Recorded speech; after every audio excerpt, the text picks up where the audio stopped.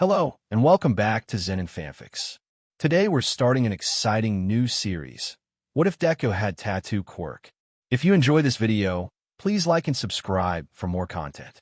The story we're featuring is written by Yojimbra on archiveofourown.org.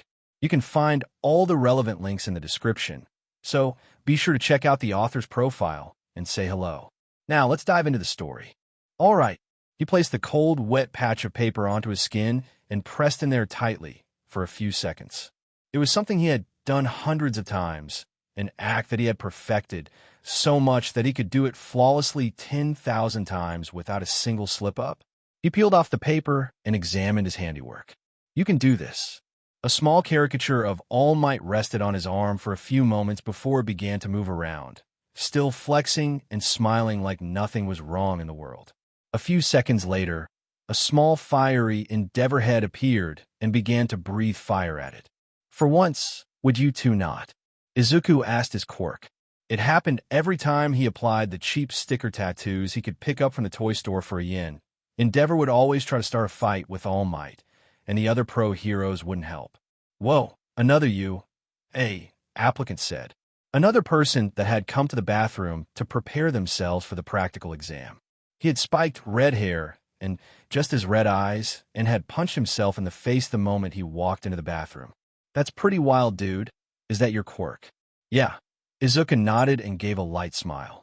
He summoned the sticker version of Endeavor, who gave a light pout at not being able to torment All Might anymore. I'm a living mural. Any art that gets put on my skin becomes alive, and I can summon them. And kind of control them. Whoa, that beats my hardening by a mile. The redhead held up his hand and turned his arm into a jagged rock-like substance that actually looked like it was hard, which was something that Izuku considered pretty useful. But why are you just putting on those sticker tattoos? Wouldn't you be better off with something manly? Like an actual tattoo of a tiger or a shark. Something manly. Leave it to a stranger to start pouring salt on an old wound that never stopped festering. You're right. I'd love to get an actual tattoo. My Quirk is stronger the larger and more detailed something is. He felt like it actually being permanent would help a lot too, but he hadn't had the ability to actually prove that yet. But it's my mom. She won't let me get a tattoo. The redhead winced. That's a bummer, dude. Well, hopefully you get in. You seem like a cool dude. He extended his hand and gave a great big cheerful smile. A Quirk that's all about tattoos is manly as hell. I'm Ejiro Kurishima, by the way. Izuku Midoriya. Izuku grabbed his hand and took in a deep breath. I hope so too. Best of luck out there. You too, man? And is that normal? Ejiro pointed toward Izuku's sides, where miniature hawks and Maruko were fighting it out. Yep, he let out a long sigh and then smiled. They kind of have a mind of their own. They'll do what I tell them, but they still have their own personalities. Radical. Who the hell still uses that word? So, what happens when you wash them off? Do they die? Izuku glanced at the temporary tattoos currently running amok on his body. I have no idea. XXXX ever since he had first put on an All Might sticker tattoo during Katsuki's 5th birthday, and it came to life to punch Katsuki in the face, Izuku had known that temporary tattoos weren't strong. They were incredibly weak. A light tap could destroy them, and they could barely even do any damage. Endeavor could boil water eventually. Hawks could maybe cause a paper cut. Maruko's kicks were a bit like having a wad of paper thrown at him, and All Might. All Might just flexed. Izuku watched as his tattoos, along with his hopes and dreams, were completely and utterly crushed underneath the smallest possible robot he could have found. Given that it was still the size of a car, it wasn't all that small, but there was absolutely nothing that his pathetic little temporary tattoos could do about it. Izuku shouted and pulled out a sharper from his pants. A desperation move in every sense, he dragged the marker along his extended arm and ended the tip with a sharp-looking arrow. Permanent marker was just about the only thing that gave credence to his Quirk being stronger the more permanent the marking was. In the case of anything drawn with a Sharpie, he could use it as a weapon that was about as solid as something made of metal. With another roar, Izuku tossed a poorly drawn spear towards the robot. As expected, it bounced off. The robot turned towards him its lone red light acting like an eye. Was he going to die in the U.A. entrance exams? The robot sped towards him, its armor-plated body ready to crush him. He flinched and waited for pain. Instead, he heard the sound of metal bending and tearing. He opened his eyes and saw a girl wearing a blue tracksuit. She was in his group. Her long orange hair tied in a ponytail had made her stand out. Izuku's first thought was that she was cute and had that mystical girl-next-door property he had heard so much about. In watching her rip apart a robot, he couldn't even dent with her giant hands only cause a single thought to enter his head. This was his mother's fault. Hey! The orange-haired girl jumped down, and her hand shrank down to normal size. Are you okay? I heard you scream. Is it because you lost your shirt? Izuku let out a sigh and scratched the back of his head. No, it's just easier to use my quirk when I'm shirtless. I'm just coming to terms with the fact that my quirk isn't strong enough to do anything. Oh, her shoulders slumped and she looked down the street. Well, your all might thingy is cute. Anyways, I gotta go. Good luck. And with that, she was off running. A moment later, the sound of her tearing apart another mech could be heard. His Miyurko tattoo walked over to him and hugged his leg, her large red eyes almost making her look adorable. Congrats, I'm going to wash you last. XXXX, there were a dozen other things he should have done besides go home. He just ended up being annoyed if he went there, and angry so angry at his mother. He should have gone for a run. He should have gone to the gym. He should have gone over to Katsuki's and watched him gloat about how many robots he destroyed. But part of him wanted to go home. He wanted to get angry at her. And he should be. She was the one to break the promise, not him. If he got good grades in high school, if he was at the top of his class, if he applied to Tokyo U, if he had done everything she asked, then he could get a tattoo. He had jumped through those loops. He had worked so hard to get his grades. He had worked so hard to study, and harder still to train to become a hero. But that promise was broken. He stared at the door to their apartment for a few moments. It wasn't too late. He could turn away now and avoid the coming fight. He could go cool off. The doorknob was cold enough to burn. The scent of his favorite meal greeted him and made his stomach twist as the memory of that meal instantly soured in his mind. Why was she making his favorite food today? Why not last night? Why not tomorrow? But today, the day that he failed to get into U.A., because she refused to let him get a tattoo. Because she broke her promise. He slammed the door behind him, mostly on accident, and took his shoes off. Izuku. His mother popped her head out of the kitchen, but her smile died when she saw him. She wiped her hands on her apron as she looked towards the ground. How'd it go? How do you think?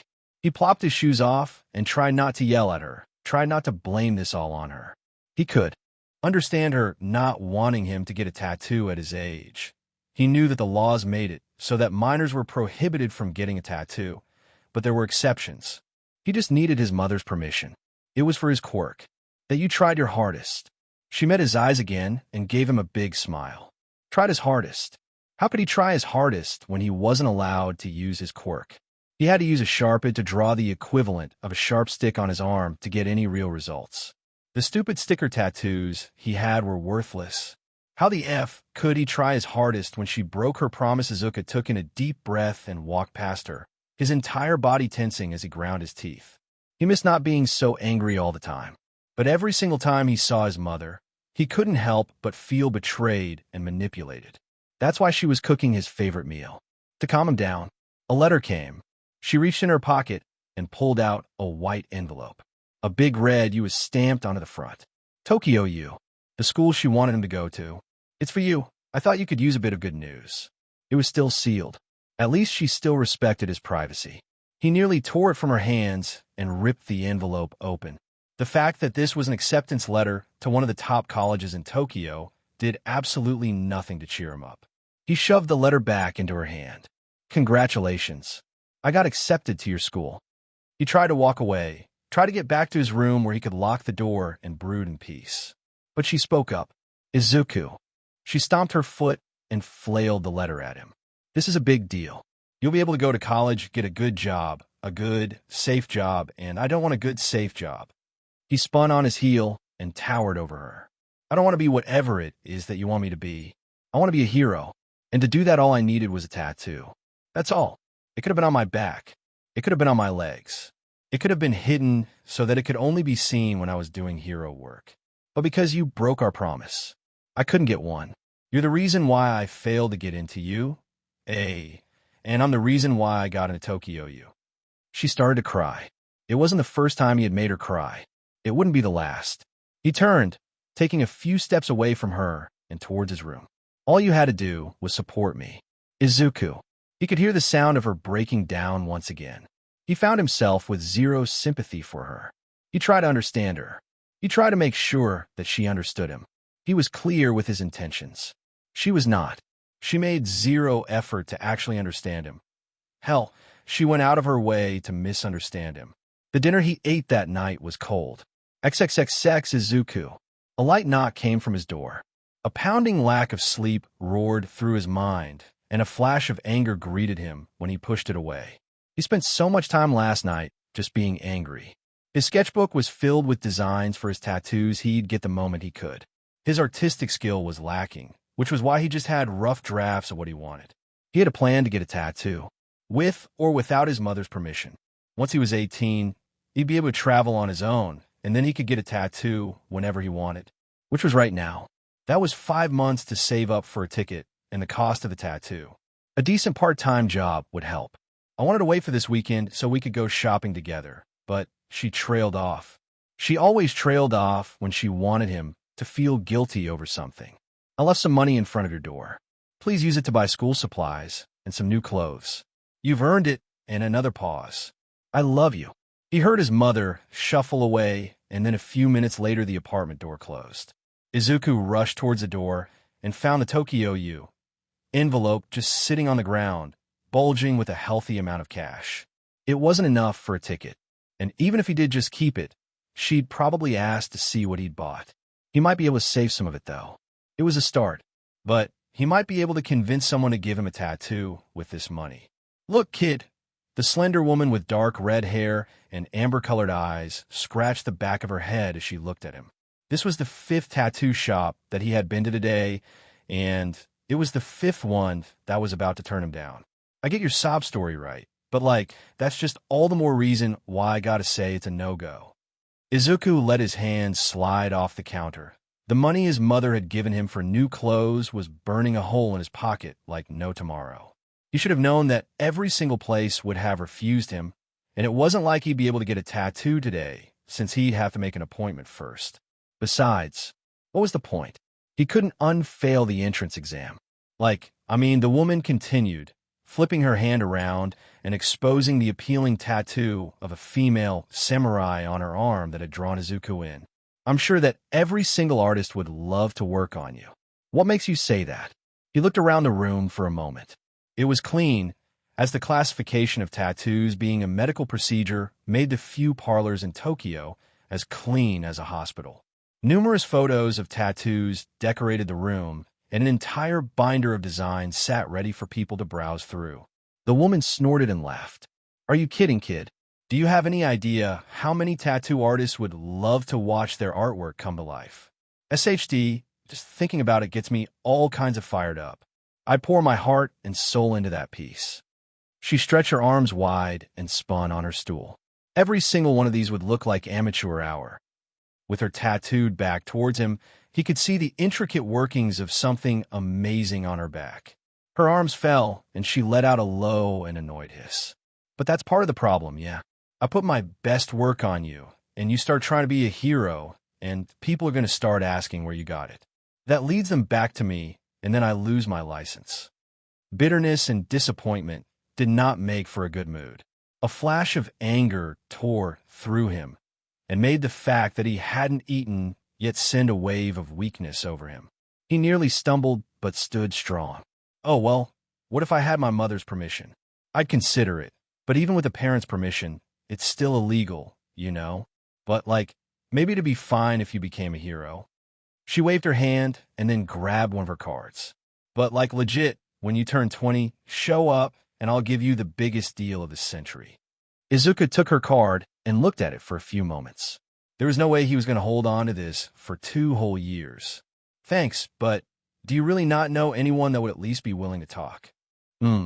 She pouted slightly and kicked her leg against her desk. She gave a light wince and rubbed her knee. Anyone that has a license isn't going to be too keen on risking it. She scratched the back of her head and let out a sigh. I don't really know anyone that would. Another card. Another dead end. Why did everything feel 2 years away at this point? Well, thanks. Oi, a low hiss-like sound drew Izuku's focus towards the door, and there he saw a devil in a maroon suit. The man's smooth red skin would make him stand out in any crowd. He also had 2 red horns that stuck out several inches from his forehead, black slick-back hair, and a soured look on his face.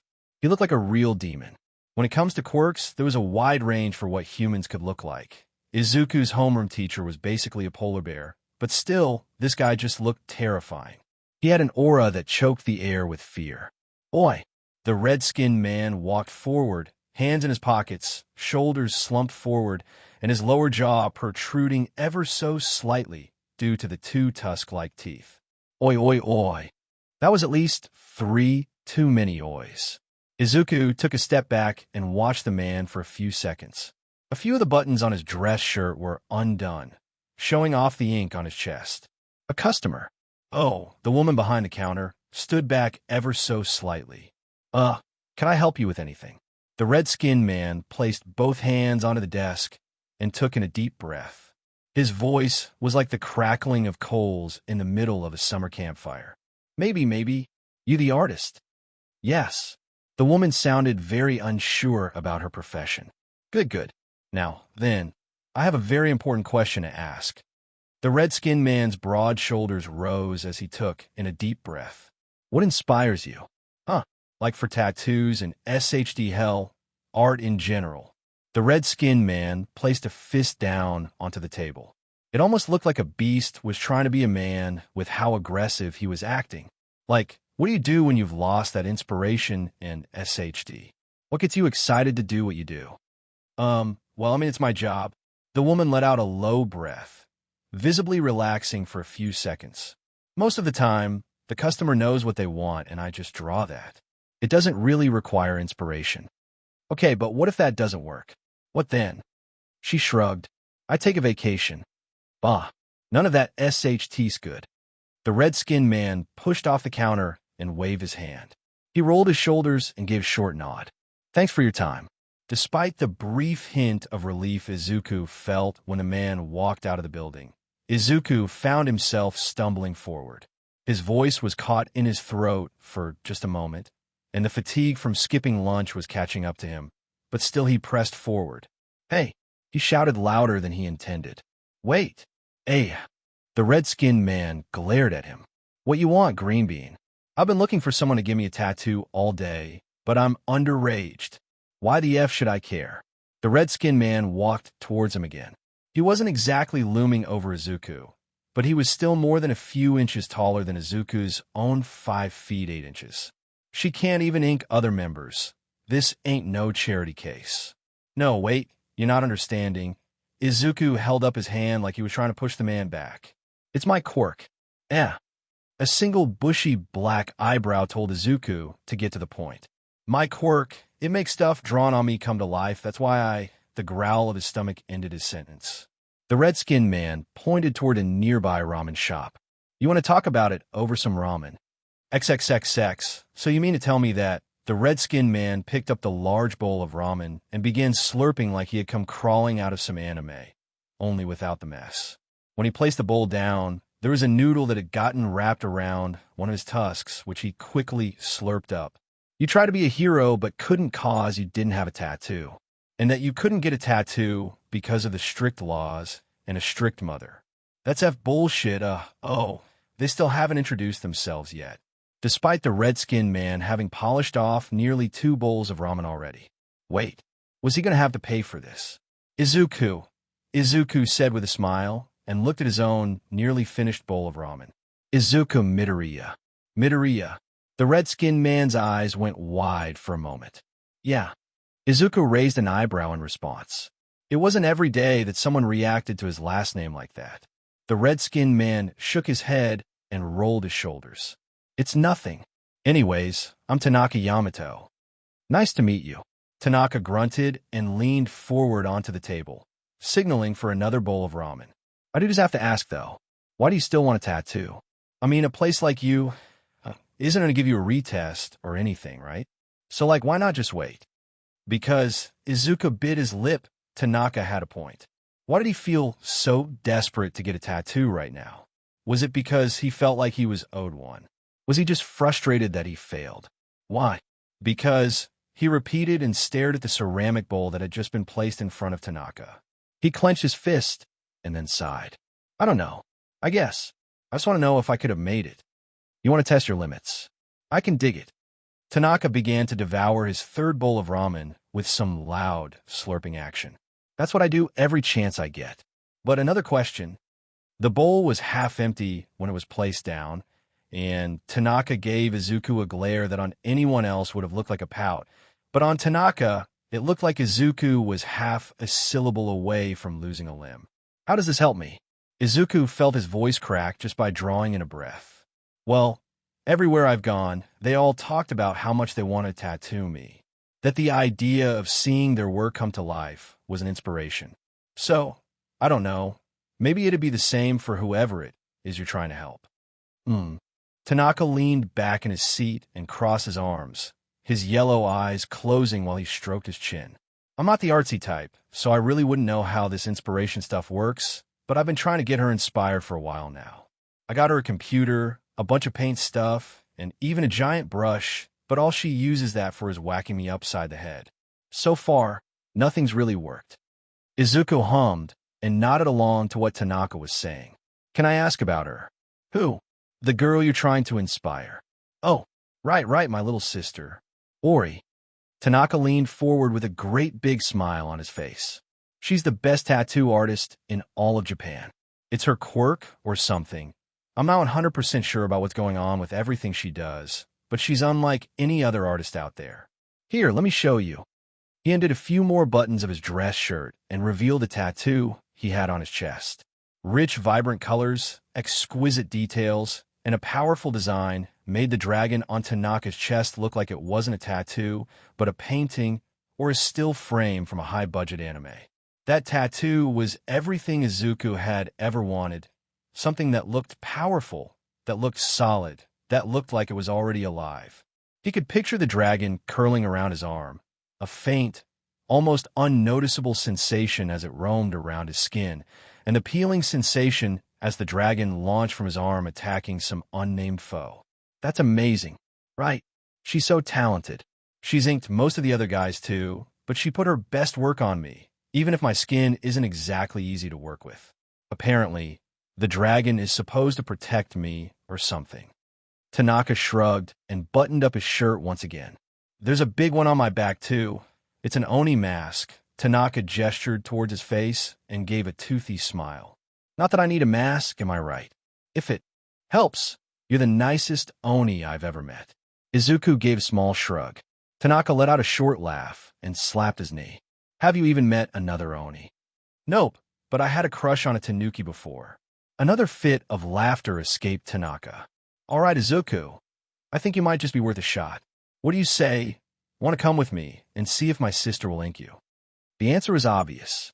XXXX, there were several indicators of wealth and power in Tokyo, one of which was using land in an inefficient way, especially in the center of a bustling commercial area.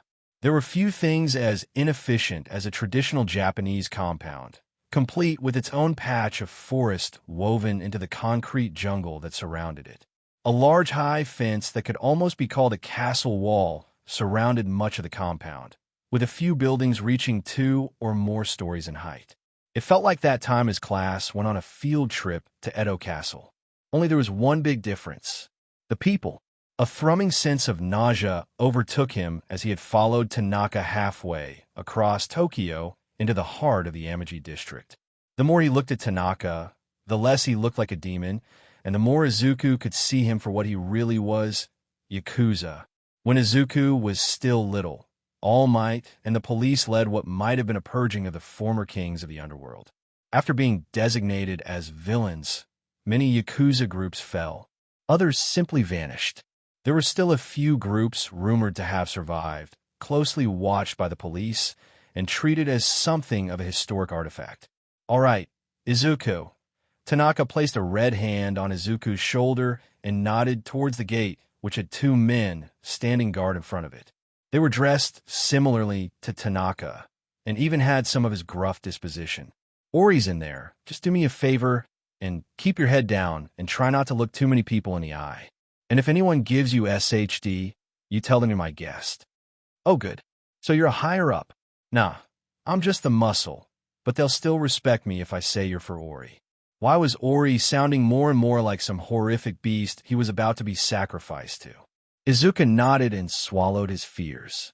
If he ran now, they'd probably chase him, then he'd be all kinda screwed. He was just here to see if some crazy Yakuza guy's crazy sister would be crazy enough to give him a tattoo. On the plus side, he could just say that he was kidnapped by the Yakuza and they robbed him and then forced him to get a tattoo. No, he wasn't going to lie like that. If he got a tattoo, he was going to tell his mother that he got it, hopefully willingly. Yo, one of the guys at the door raised a hand. Tanaka, I swear you get uglier every time I see you. You didn't get into any fights today, did you? I told you, Sho. Tanaka scratched the back of his head and then gestured towards Izuku. I was out looking for inspiration for Ori. Sho glanced over towards Izuku. The cigarette in his mouth and the tight fit of his suit made him look like one of those classical high-up Yakuza members. That raised the question of why someone like him was guarding the door. This kid's the inspiration. Yeah, his quirk is wild. Just wait. Ori's going to be so excited. Tanaka, my man, you didn't kidnap this kid, did you? 'Cause Granny ain't going to like that if you did. What? Tanaka took a step back and looked at Izuku. No, he's here because he wants a tattoo. I mean, I even bought him ramen and stuff. This isn't a kidnapping. Besides, he's like 17. I'm kidding, Tanaka. Sheesh. Anyways, just make sure he doesn't cause any trouble. Sho waved his hand and took back his position of leaning against the wall. They passed without incident through the first gate that led to a long, thin courtyard surrounded on all sides by high walls. On the other end was another gate, the actual main entrance to the compound. Tonka led Izuku through the main courtyard before they turned towards a garden, complete with a well-maintained koi pond. This place felt like it was far too nice to belong to the Yakuza. Maybe they just all worked for that granny person Sho mentioned, and she just really liked Yakuza aesthetics. Maybe she was the wife of one of the leaders that got taken out.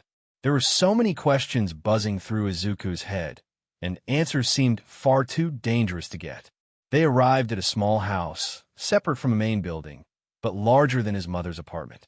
Oi! Tanaka shouted as they approached the building. Sis, I got a surprise for you.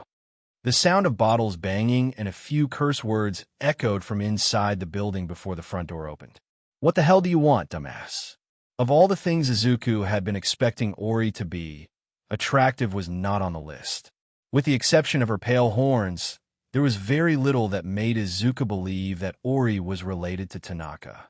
The summer yukata she had on in the middle of winter was half falling off of her body, revealing her pale, smooth skin in far more places than Izuku would have thought possible. A traditional white chest binding preserved her modesty as one sleeve of her dress dangled uselessly at her side. The edge of a tattoo could be seen on the top of her shoulder and a bit on her upper arm as well. Her right thigh was exposed, revealing the top part of a cherry blossom tattoo that appeared just as lifelike as the dragon on Tanaka's chest. The sharpness of her lone blue eye seemed to stand out amidst her long snow-white hair that was tied into a wild ponytail held in place by several large pins, somehow concealing her left eye from him. On her cheek was the kanji for dumbass, and the still wet brush in her hand was the most likely culprit. The scowl she wore on her face seemed like it was simply meant to be there. She basically looked like the insanely appealing girlfriend of a Yakuza member, and she probably wasn't the sane one in the relationship. Ori glared at him for just a single second before glaring even harder at Tanaka, the wet paintbrush in her hand ready to be flailed around like a deadly weapon. What the hell are you shouting for, dumbass? I was this close to coming up with something to paint. Is that why she had dumbass on her cheek? And who the hell is this? Izuku found himself facing the moist end of the brush. Oh, well, I was trying to figure out how to inspire you. Tanaka scratched the back of his head, and the image of the gruff Yakuza muscle that Izuku had first seen was completely replaced by a boneheaded and doting brother. And I found Izuku. I don't care who he is. Ori pointed the brush at her brother again. Why the hell didn't you call? We have cell phones. Just because your skull is twice as thick as normal doesn't mean your brain is any smaller. Actually, it is. Tanaka answered proudly. Remember, we got those x-rays. Ori's arm fell, and her face took on a slightly sour look of defeat. She let out a sigh and looked towards Izuku again. All right, kid. Why was everyone calling him kid? Why the hell would you follow someone that looks like that? She gestured toward her brother, and then towards the compound in general, into a place that couldn't be more clearly labeled Yakuza. Because, she looked him up and down, I don't think you have what it takes. The fact that Ori had at least an inch or two on him, without her horns, became very important, in large part thanks to her smug look that was amplified by her single visible eye, especially with how deep of a blue it was. I came because I want a tattoo, Izuku said firmly. If it was some scary Yakuza guy, or Tanaka, he might have been a bit more gentle, but there was something about the smug, condescending nature of Ori that was driving him crazy. Oh, Ori crossed her arms and raised an eyebrow. And what makes you think I'll just give you a tattoo? Because you'll want to. Izuku rolled up his sleeve and presented his arm to her. Want? Ori let out a laugh. What makes you think I want to ink you up? There are plenty of other people I'd give a SHD about that would make a better canvas than you. Why would I waste my quirk on you? Shorty. Izuku winced at the term. It wasn't that 5 feet 8 inches was short, but that Ori and Tanaka were simply tall. Hell, Izuku was pretty sure he was taller than Sho, and he was the guy that guarded the front gate. He let out a deep breath and then looked at her brush. My quirk can make the things drawn on me real. Bullshit. Ori spat, glaring at him. She looked at her brother for a moment. Is this why you brought him here? Well, yeah. He sounded desperate, and I figured that something like that would get you excited. Tanaka flailed his arm around. I mean, it sounds cool, right? Just imagine like a dragon coming out of him. He'd be like that panda in that movie we like to watch. Did you see it happen? Ori shook her head and rolled her eye. You have a brush. Izuku pointed towards her hand. Why don't you draw on my arm? She looked at her brush and then looked at his arm. With 2 quick stomps that caused her bound chest to bounce more than a bit, she stood in front of him and grabbed onto his arm. Fine, but I'm going to draw pages. Why? Do I look like I'm mature enough to not draw PP on some cocky brat? Well, she did have dumbass on her cheek. Her brushstrokes were smooth, even, and fluid. In a single motion, he had a crudely drawn PP on his arm. Well, Ori whacked his arm with her brush again. When's it going to work? Half of him was tempted to take the PP off his arm and tell her to go F herself. With a sigh, Izuku grabbed the PP and held it up off his arm. Silence. Well, so you're laminated, big deal. I've seen YouTube videos like that. Ori remained unconvinced. Is that all it does? Tanaka's shoulders slumped. Man, now you're making me look like a chump in front of my sister. I thought you were cool, Izuku. Now I see why you failed the entrance exam. You should have done this from the start. He tossed the PP behind him and grabbed one of his temporary tattoos. He still had a dozen or so left from the exam. Lick, splat, press, peel. A flexing All Might showed up on his arm, faded as hell thanks to how poorly he applied the temporary tattoo. Once again, he was greeted with silence as All Might moved on his arm, flexing and acting like an arrogant, but just like he always did, only this silence was in awe. See, he asked and then forced All Might off of his skin. The small tattoo version fell off of his arm and looked more than a little stunned at everything. This is what my quirk really does. This is just a crappy temporary tattoo that I put on with my spit, so he's a bit weak. But the better the tattoo is, the stronger they are. Well, he asked, holding his arms out wide. The look on Ori's face told him that while he might not regret working with her, that didn't mean the process was going to be pleasant. Tanaka, she said in a very pleased voice. You're a great older brother. Now go hang out with the others. She grabbed Izuku's bare arm and pulled him towards her. He caught a glimpse of her left, eye when her chest met his, a slight red glow filtering out from beneath her snowy hair. I feel inspired. Yeah, all right. Good luck, Izuku. You're going to need it. Luck never was one of Izuku's strong suits. In a whirl of white-haired chaos, Izuku found himself tossed inside that small traditional-style house. He was sent spinning, his coat, and then his shirt promptly tossed to the side, and his shoes had somehow come off before he hit the tatami-matted room. The inside of the house looked like it belonged to Ori. Art supplies rested on every piece of furniture, and dozens of empty canvases sat waiting to be used, while many more only had black, angry marks that occasionally looked like curse words. The door clicked shut, and Izuku turned to see Ori looking at him. She looked hungry. A wide smile dominated her face, distorting the dumbass on her cheek, and the dim light of the room made her red eye all the more apparent. She pulled out the pins in her hair, letting it down before she gathered it up into a ponytail that would stay out of the way that revealed her pointed ears. If it wasn't for the fact that she looked like a Yandere character, it might have been RDC. Actually, it was. It was very RDC. Congratulations, little boy. Ori all but purred as she walked over to him, a small needle appearing in her hand. You got what you wanted. You're going to be my canvas. Stop calling me little boy. I'm almost 18. Whatever. She waved her hand at him. I'll call you a man when I feel like it. Now, lay down unless you won't be here all night. She paused and gave him a smug smile. I'm sure that's the first time a girl ever said that to you. Despite the fact that she was right, it was still easy to be offended by that. You're kind of beach, aren't you?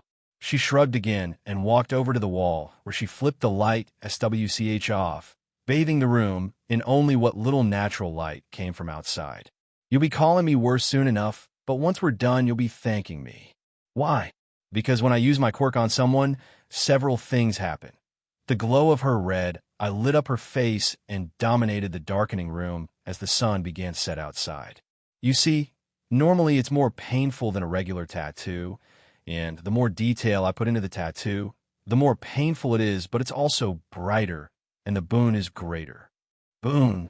Izuku asked, raising an eyebrow as Ori pressed her hand onto his bare chest. Her push was subtle and barely there, yet it was enough to guide him to the ground. You saw Tanaka's tattoos, right? The dragon on his chest protects him, or at least it should. It's hard to tell, but my tattoos are more than just tattoos. The last thing he saw before he flipped onto his back was Ori's eager smile. He had several regrets at the moment, but they all paled to the failure he suffered at UA. And on you, there'll be even more. So you're going to be getting my best work yet. Okay, so, can you give me a... He stopped when he felt her straddle his back. You can decide the next one. She leaned forward, her breath against his ear. For now, just be my canvas, and you will not be disappointed. It might have been the version in him. It might have been his own indecisiveness on what to ask for. It might have been the fact that no matter how bad Ori's personality was, he still thought that she was cute. Or it could have simply been the curiosity about what she would produce that led him to nod his head and say yes. A appealing tattoo. The promise of a second one. And whatever the hellaboon was as well. You know, he started, smiling at the blank canvas he could see across the room. With how our quirks work, we might make a scream escaped him as he felt her needle press into his back. When she had said what hurt, he did not think that it would be quite so bad. A light prick, maybe like a shot of the doctor's, maybe a nasty scrape. But this felt like his skin was being burnt and peeled off all at once, only to be stitched back on with a rusty needle.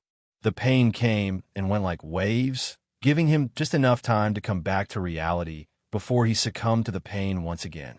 Only the slight touch of Ori's hand that was like a cool ice pack on his burning skin kept him grounded as to why he was here.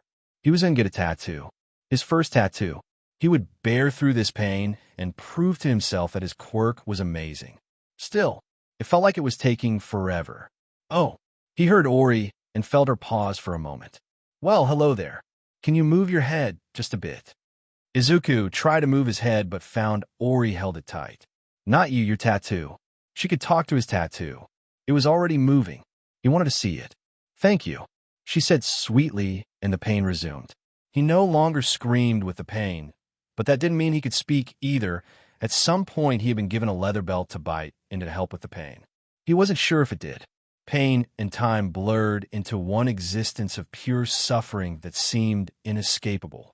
And then, it was over. Done. Ori let out a long yawn and stood up from his back. He heard one of her joints pop at least once. Now come on, let's go outside, I want to see him. Izuku could only nod as Ori pulled him up with a firm hand. He barely managed to walk, his shoulder still aching with echoes of pain that might never go away. But as he stepped outside, he saw something on his upper arm move for just a moment. He had a tattoo. He glanced up at the sky. It was orange, just like it had been when he first entered the building, only this time it was sunrise. For her part, Ori looked dead tired. Her already scattered appearance looked even more so with her white hair a wild and untamed mess and the dumbass on her cheek reduced to a mere smear. Despite how tired he was from the pain and from not sleeping, he never felt better. Was this her boon? Or was he just so excited to finally be able to do this? Come on out. He nearly felt his arm fall off as a great white fist grabbed onto his shoulder and pulled itself out. Sparks of blue electricity appeared as the creature landed. A massive gorilla stood in front of them, its pale blue skin outlined by a thick black line that looked like a living brush slide. Even when slouched over, the gorilla was easily over twice Izuku's height and larger than most of those villain bots he couldn't do anything against. But this guy looked like he could rip those bots to shred with ease. As though in agreement, the gorilla pounded on its chest, a sound that boomed like thunder and sent sparks of blue electricity around him. Well, Ori let out a long stretch as she walked over towards his tattoo. She touched the gorilla with a large smile on her face before she looked back towards him, her red and blue eyes shining in the early morning light. What are you going to name him? Izuku watched for a moment. Did the gorilla recognize Ori as its creator? Were they both the creators? What was his name? Kong. The gorilla shook its head in disgust and made a grunting noise. All right, so it could have opinions. How about Raijin? Ori offered. Raijin nodded, and Raijin was amazing. By the time Izuku got home, he had barely enough energy to crawl into his bed and plug his phone in. At some point last night, it had died. There were countless missed phone calls and texts from his mother. With the last bit of his energy, he managed to text her back. Home safe. Sleep now. He'd deal with her tomorrow. It took not coming home one night for his mother to lose all trust in him. Instantly, she assumed the worst, that he started doing drags, that he was lying to her, that this was his rebellious phase, that he was hanging out with the wrong crowd, that he was kidnapped, and a dozen other make-believe scenarios that appeared in her head. And any excuse he offered was instantly disregarded as a lie. Because it was. The lie he repeated a dozen times was that he had lost track of time walking around because he was still upset and ended up falling asleep on the train. By the time someone woke him, it was already morning. It sounded logical. It sounded like the most reasonable thing in the world. But his mother refused to believe him. All right, Izuku adjusted the collar of his dress shirt. It felt strange no longer being forced to wear his school uniform. But since he was on a Tokyo U, it was expected that he at least dress the part. Besides, he thought he looked good in a button-down and a set of slacks. On the other hand, his bright red shoes were probably just an interesting fashion statement. I'm going to orientation. He honestly didn't know how much sleep he got last night, as he kept getting woken up by random pains in his body, mostly on the bottom of his feet, sometimes his legs or arms. Nothing too bad, but it was just enough to wake him up. It had been like that for the past couple of days. It wasn't his first day of classes. Those weren't for another month. But there was a lot he could get from orientation, like a good dose of pressure in trying to figure out what the hell he wanted to do with his life. It wasn't like you. It was the only path to being a hero. There were other avenues he could take. They were just less than ideal. Still, it would have been nice to go to you. Hey, and where are you going afterwards? Inko asked. She moved and adjusted his collar again, somehow making it feel 10 times worse. She stuck out her hand, and his tie floated over towards her. And what about you, tie? I don't need to wear a tie, Mom. I could just wear a t-shirt, and it would be fine. It's just orientation. He pushed her hand to the side gently. And I'll probably eat lunch at campus and then come home. Inko narrowed her eyes slightly. She still didn't trust him. Well, okay, but Text me if something changes, alright? Especially if you meet some friends there. Ah, my baby's growing up so fast. Inko gave a light gasp, not from her being surprised or anything, but because she thought that was what was cute for moms to do. You might even meet a girl.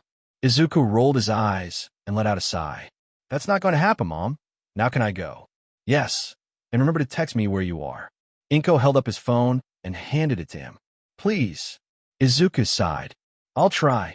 He really needed to thank Katsuki's mom for talking Inko out of putting a tracking app on his phone. That would have been way too much. It wasn't even like he was even going to do something he shouldn't. Technically, aside from going to Yakuza place one time for an illegal Quirk-based tattoo from a crazy woman that was the very definition of a hot mess, he hadn't ever done anything remotely bad with his life. It was hard to believe that was over a week ago, but if he closed his eyes, he could still feel the sensation of Ori burning, ripping, shredding, and all around inflicting a great deal of pain in his back for the sake of getting a tattoo. And it had been rewarded. Keeping Raijin a secret from his mother sounded like it would have been a monumental task that bordered on the impossible. However, Izuku quickly realized that he could freely move his own tattoos. That made it so much easier to just hide Raijin whenever he wanted, or where Raijin just wanted to be. Currently, Raijin was hanging out on his arm, doing tattoo gorilla things. By Izuku Hava, the door was shut behind him, and he headed towards the nearest station. Thankfully, Tokyo U wasn't terribly far from his mother's apartment, but it was far enough that he might be able to justify moving to a student dorm close by. Things to think about for sure, but more pressing was the great ape currently hanging around on his skin. Having Raijin and not knowing what exactly he could do was killing him. He finally had a tattoo that could do more than just be a neat party trick. He wanted to take Raijin somewhere and just watch him go nuts on something, but the chance simply hadn't come to him yet. He still had school, and now his mother was watching over him like a hawk. Not to mention, he couldn't just bring out his quirk in public for no reason. He needed to get away, go somewhere where he could summon a giant gorilla and not be judged. Especially once said gorilla actually started to destroy stuff. He didn't get to ask Ori about what the lightning was about. Was that just aesthetics? Raijin's base tattoo had those bits of lightning around him, so they could just be there for show, but what if they weren't? What if Raijin actually had some kind of thunder-based power? How strong was it? What could he do with it? There was something he gleaned from his quirk after getting Raijin, like the connection he felt between him and his tattoos. It was loose, more empathetic than anything, but he could feel that Raijin was just as eager as he was to get out into the world and show off. What he didn't know was whatever the boon was that Ori had mentioned. He didn't feel any different, but she said the dragon on Tanaka's chest was supposed to protect him. How did that work? If a dragon was protection, then what was a gorilla? And wait, wasn't a dragon tattoo only for higher-ups? Wasn't Tanaka just the muscle? Or was that just some myth he picked up from something? Maybe he knew absolutely nothing about Yakuza culture beyond the fact that Tanaka looked like a demon and Ori acted like one. XXXX orientation was boring as hell. It was just a giant welcome party that went over what the campus had to offer, like the food court, or the gym, or their arts program, or the fact that the college existed. They even had a few alumni giving a speech about how great they were for going to Tokyo U. It just felt hollow. He had dreamed so much about being a hero that he had completely tossed away any other alternative. He had a meeting with some counselor to help him out with that in about 2 hours. The meeting wasn't expected to last longer than 30 minutes. 30 minutes to figure out what he was supposed to devote the rest of his life to. Izuku glanced at the mediocre food that he had absent-mindedly devoured before he leaned back in his seat. At least the food at Tokyo U was pretty good. With a heavy sigh, he leaned back in his chair and stared up at the ceiling. What am I going to, Ori? A pair of pale horns tipped with red and a piercing blue eye that could make the sky jealous greeted him along with a smile that reached her eyes, and then some. Yo, if it isn't my favorite canvas. She swooped past him and took the seat across from him with an expert level of grace that had her long black skirt flowing like she was in a dance. She looked completely different, and yet the same from when he had last seen her just over a week ago.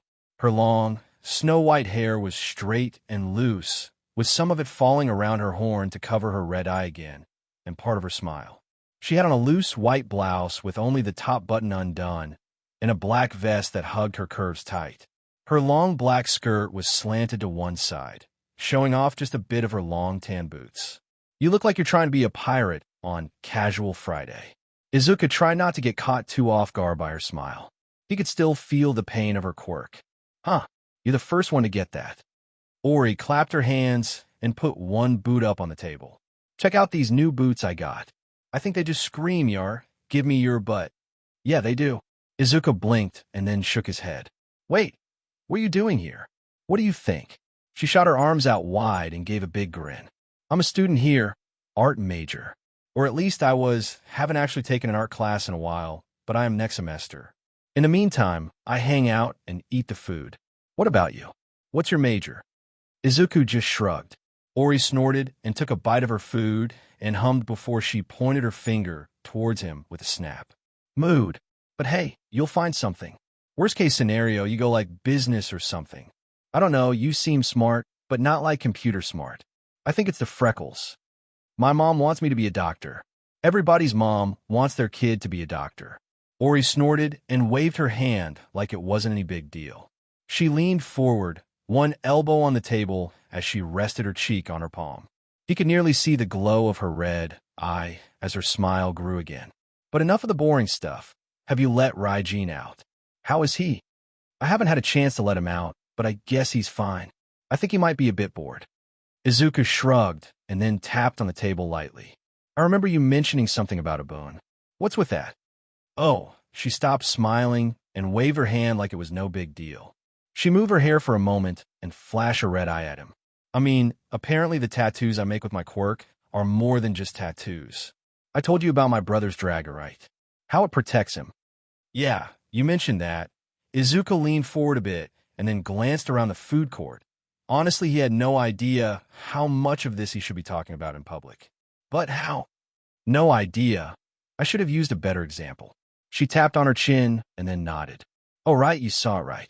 The cherry blossom tree on my thigh. Yeah, what did that do? Make me tall. Huh. So, like, when I was 15, I was jealous that everyone was taller than me. And then one day, I went a little crazy and then gave myself a tree tattoo. Right after that, I started growing, and then before I knew it, I was the tallest and bust-eyes girl in my class. So yeah, cherry blossoms gave me PBRTY. She finished with a light shrug and then pointed at him. Though I could have also been a late bloomer. There's also the tattoo on my brother's back. It makes him scarier than normal. But he's already pretty scary. So you're telling me it might be useless. More that it might do anything. I'm not even sure what boon a giant lightning gorilla might give. She squinted and looked at a bit of fruit on her plate. Maybe you'll get more out of potassium or something. I don't know. Do gorillas eat bananas? Or was that just like a Donkey Kong thing? Izuku could only shrug. All right, but not that I'm complaining or anything, but why a gorilla? Ori hummed and took another long bite of her food. Honestly don't know. Just felt like it. I felt like a giant thunder gorilla would look cool and look even cooler once it popped off your skin. It's hard to argue with the results. Izuku nodded. Raijin was more than impressive on his own. I guess I should think about what I want my next tattoo to be right. Ori's smile grew, and her eye flashed a bright red for a heartbeat. Such an eager canvas you are, Izuku. Well, I'll be happy to ink you up again at some point. But before all that, do you want to see what Raijin can do? Yeah, I'd love to, but I don't know of any place that I can really. He stopped when he saw Ori's already massive smile double in size. She loved to hold knowledge over people's heads, didn't she? You know a place? She nodded. On a scale of 1 to walking into a Yakuza hideout, how dangerous is it? An arbitrary 7. Ori shrugged. I mean, it's normally not dangerous or anything. But what do you say? Come on, it'll be fun. It's not like you have anything else to do, right? Izuku opened his mouth to protest, but the smile pulling on his lip and the sensation of Raijin pounding its chest forced him to stop. He wanted this. Sure, but I'll need an excuse for my mom. Why? Ori looked slightly offended. Because I'm on a short leash ever since I came home after spending the entire night out. Ori blinked. Oh, that's my fault, huh? Well, most of your fault, I guess. You should have come earlier or something. Eri spun around the table and sat right next to him. Here, Give me your phone. Before he could object, she swiped it from him, opened the camera app, and pushed herself close to him. Come on, smile. He flashed an awkward and forced smile, and Ori took the photo. USCK it smiling. Be more photogenic next time, Izuku. She slid back over to her seat and resumed eating. But there, you can send that to your mom and tell her you're going to hang out with this hottie you met at college. That might actually go over well. It did. XXXX, much like Tanaka had done over a week ago, Ori had led him halfway across Tokyo and into the Amaji district, but this time they didn't go to the compound. Instead, he found himself following her as went into a large warehouse. From the outside, there was nothing but silence, but as they walked through the doors and went down several flights of stairs, Izuku began to feel it. A loud pounding bass that got his BLD pumping, the cheer of a crowd, and then the sounds of battle. If stepping into the Yakuza compound had been like stepping into another world, walking down into this fight club was like walking into hell itself. With just a few short steps, his heart was already pounding to match the endless beats that seemed to engulf everything around him. The lights were flashing, and the people were closing in around him. There were so many of them, and of so many different kinds. Street thugs, students, businessmen, Yakuza members, and so many more all stood cheering, shouting, and clamoring for the attention of men behind thick glass as they bet on the winners of the fight. Were it not for Ori's hand wrapped tightly around his wrist, he would have been swallowed up and eaten in this place in a matter of moments. Somehow, Ori managed to navigate this crowd with ease, and promptly took Izuku through a locked gate into a more silent area of the underground. He could still feel the pounding of the music, but there was a silence here that could not be ignored. There were more men in suits, a few people that looked like thugs, and more than a few people that looked like they were in the process of counting their teeth. Ori, what are we doing here? Because I don't feel like getting my butt kicked. Puffed. She snorted and let go of his wrist. Have some faith, Izuku. I know what I'm doing. She looked around and bounced on her heels for a moment before her focus snapped towards a slick-looking man that was wearing a pinstripe black and white suit, complete with a fedora. Ida, over here. Ida, who had been staring at them the whole time, pushed himself off the wall and walked over. A katana was strapped to his back, while he carried another one in his hand like it was nothing out of the ordinary. With an overly pleasant smile on his face, Ida gave Ori a slight bow, his free hand going over his heart while his straight black hair swung freely for a moment. Lady Ori, it's good to see you out and about. Sadly, if you're looking for your brother, he's not why I'm here. Ori waved her hand like it was nothing and then pointed towards Izuku. Ida, this is Izuku. Ida's pale green eyes widened as he turned to look at him. So, this is the canvas you mentioned. Again, Ida gave a light bow. It's a pleasure to meet you, Izuku. Yeah, Izuku. This is Ida. He's not as creepy as he looks. He's actually really nice for an old guy. Ida gave a slight glare towards Ori. I'm 28. That's nice. Ori bounced on her heels and looked around the area for a moment. Anyways, Ida, can you keep him out of trouble? Ida finished as he gestured towards Izuku with a slight head tilt. It would be my pleasure. Great. Ori clapped her hands and smiled at both of them. Izuku, I'll be right back. I'm just going to see if there's someone here that Raijin can fight and see if we can put you in quicker. I'm so excited. With that, Ori was gone, bouncing down the long concrete hallway and then around a corner with all the confidence of a kid at playground. It's been a while since I've seen her so excited. Ida muttered in a subdued voice, his head swaying side to side a bit like a puppet. I'm going to cut. Straight. To the edge. With you. Straight to the edge. Was he making a pun? Was it a Quirk pun? Why do people make those? Was he supposed to start making tattoo puns now? The slight glint of steel as Ida unsheathed his katana, just a hair brought that train of thought crumbling down. Izuku held up his hands and blinked. I'm not going to do anything. Oh, I know. The katana was fully sheathed again. Because if you did, you would have the entire might of the Amaji group bearing down upon you. I didn't realize she was that important. Izuku kept his hands up for a moment as he watched Ida's posture relax. Is she like a Yakuza princess? In a way. Ida gave a slight nod. Her family's story is tragic enough. Most of us just want to keep her safe. Something tells me she makes that hard. How observant you are. Ida cracked a smile and glanced down at Izuku. I suppose proper introductions are in order. I am Ida Kiramasa. I'm Tanaka's captain. I'm Izuku Midoriya. Izuku stuck his hand out and met Ida's pale green eyes. It's nice to meet you. This was the second Yakuza he had met that was surprisingly nice. Ori didn't count. He still wasn't sure if she was nice or just nice to look at. Izuku. Ida took his hand and leaned in close. Midoriya. Was it? Yep. This was the second time that a Yakuza member had reacted to his name. Is there something wrong with my last name? No, it's perfectly fine. It's just familiar is all, but I'm sure you get that a lot. It's pretty common after all. Ida gave a light chuckle and a smile before taking his hand back. It's not. I was the only one in my school. Izuku raised an eyebrow and stared at Ida for a few seconds. I've never even met another Midoriya.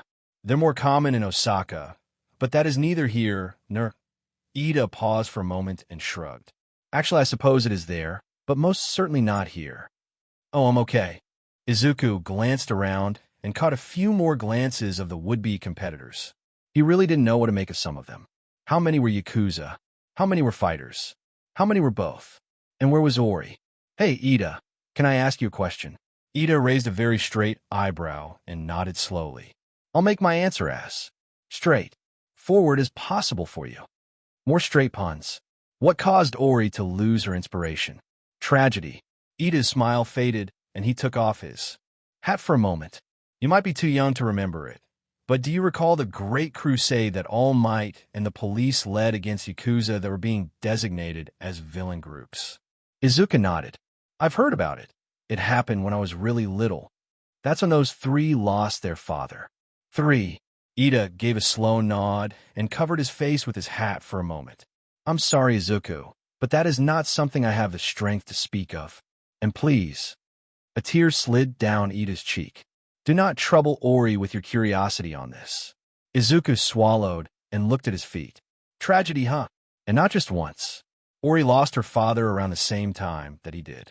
But Ida said there were 3 of them, yet he'd only seen Ori and Tanaka. And she lost her inspiration 2 years ago. Something happened to the 3rd one. Great. Now he was curious about Ori's family history. Maybe he could get it out of Tanaka pretty easily. He seemed pretty open. Wait. Izuku looked around the area again. Shouldn't we be wearing masks or something? Ida dried his tear and placed his hat back on top of his head. You're thinking of the underground masquerade. That one was based out of Osaka and had a different set of standards than here. Wasn't an underground fight pit, just an underground fight pit. I can see it on your face. Ida hummed and smiled. You see, ours is just a bit safer in nearly all regards. And we make more money. Ow! I'm not at liberty to say. Ida nodded down the hall. Here comes an even more excited Ori. Ida gave another short bow and a wink. I trust everything went well. You bet. Ori grabbed Izuku's hand and pulled him along. Come on, Izuku. I got Raijin a match. Thanks for watching over him, Ida. You want to join us?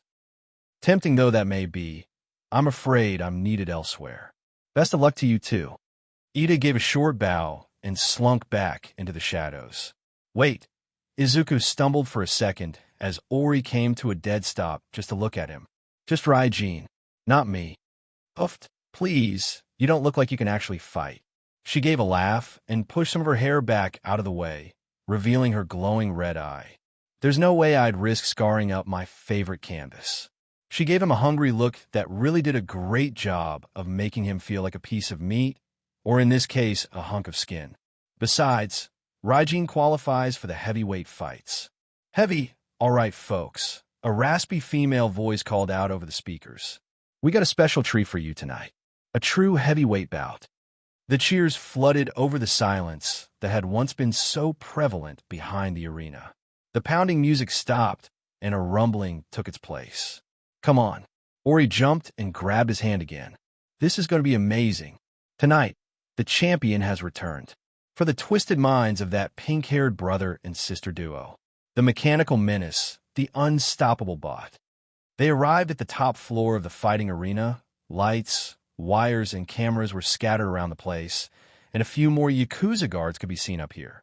Across from him, Izuku saw a large pink-haired man and a much smaller pink-haired girl milling about on a platform, just like what he was standing on. Below them, the one small arena was expanding, doubling in size as the crowd moved around, climbing up on whatever they could to get a better look at what was about to happen. The sound of metal scraping against the concrete sounded as something emerged from a pathway into the newly expanded arena. The robot looked like one of the villain bots from the entrance exam had gone through a junkyard and suited itself out with more and more gear before painting over it with a slick red paint job. A massive sword of scrap metal was in one hand and a shield of hubcaps and slag in the other, while two more grabby arms awaited anyone that got close. The bot was slightly larger than Raijin was, but looked less sturdy. Introducing the new and improved Gladiator bot. That's right, folks. This baby's even more deadly than the last time he made an appearance. The crowd cheered as Izuku looked down towards the arena where a blonde-haired woman wearing a biker jacket was having a field day. So everyone else was crazy here too. And now, before you all dive into a betting frenzy, let's introduce the only thing crazy enough to go up against it. The lights flashed towards them, bringing with them every set of eyes. A collaboration of quirks, a beast yet untested, art given life. Let's hear it for Izuku. Ori shook his shoulders. Let him out. Izuku stuck out his arm and willed Raijin out.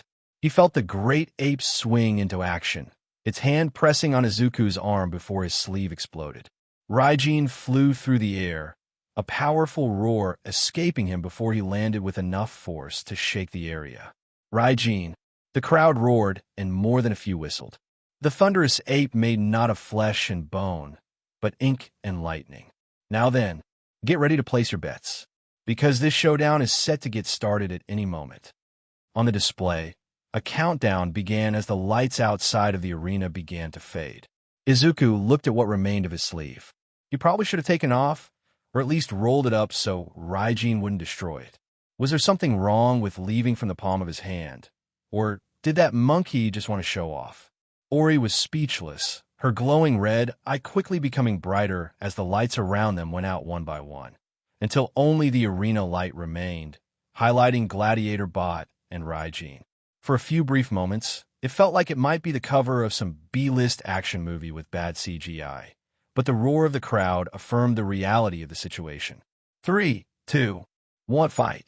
Raijin pounded his chest, and Izuku felt his BLD begin to pump as he let out another roar that shook the stadium. Gladiator Bot surged forward, its one massive will nearly burning out as it charged, its massive blade and shield at the ready. Sparks flew as the robot swung wide, aiming for a quick victory. Raijin let out a roar like thunder and spun to the side, dodging the blade and letting out a punch that the bot attempted to absorb with its shield.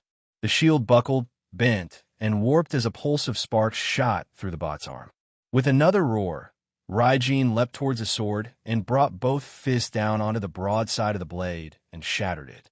The bot retaliated with a shield slam to the gut, which forced Raijin back. Izuku placed a hand over his stomach. It didn't hurt, but he could still feel that impact. Did he feel what his tattoos felt? That might be his weakness. Gladiator Bot didn't relent and came at Raijin with all four of its bare arms at the ready. A barrage of punches slammed into Raijin's body, and Izuku felt each one like a light tap on his skin. But Raijin must have felt it more. Raijin roared and slammed both arms down onto the bot's back, then grabbed onto one of its arms. With a thick stubby foot on the bot's chest, Raijin ripped the arm free from its joints, sending wires, sparks, some strange liquid, and gears flying out. But that wasn't enough for Raijin. With another roar of thunder, he grabbed the arm with both hands and smacked Gladiator Bot in the head with it. Sparks went flying from all over the bot as Raijin leapt upon it, his large sparking hands grabbing onto the bot's head. The sound of metal tearing and crunching echoed throughout the arena as Gladiator Bot's three remaining limbs tried desperately to remove the great ape from its body. With one last roar, Gladiator Bot's head was torn off, and Raijin had won his first fight. XXXX, it was late by the time Izuku got to his mother's apartment, and he had more than enough prize money in his pocket to do whatever it was that he wanted with it. If he got paid like that once a week, he'd be able to pay his way through college and rent his own apartment. It was so much money, and it was just burning a hole in his pocket, begging to be spent. But on what? A new laptop, a giant meal, better clothes.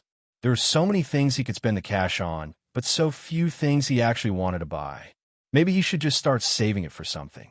What on earth did people do with fat stacks of cash they got from an illegal underground fight club? Drugs and alcohol. Neither one of those sounded appealing to him. Considering how he hung out with the Yakuza twice now, that was probably a good sign. Or something. The only thing he did buy was a new shirt on his way home. Hopefully his mom wouldn't notice. He creaked open the door and was greeted by the sound of a dinner long since cooked, though his stomach wasn't complaining at the idea of cold food. Still, it was a bit on the late side, and he didn't want to talk to his mother for a number of reasons. Maybe he could sneak some and just hide in his room for a bit. Izuku. The chill in his mother's voice caught him off guard. Where were you? She stood in the hallway, bathed in the dull light that came from their kitchen. His head was down, her entire body looked like she was shaking, and he could see the tear stains on her cheeks.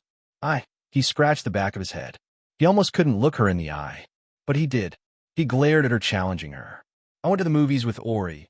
I texted you, remember? Oh, I see. Her mother's voice stopped shaking as she looked up at him with a firm sadness in her eyes that piled on guilt. She presented her phone to him, and a video started to play. So this isn't you. Give it up for... The crowd cheered, and the phone zoomed in on him holding out his arm. Raijin.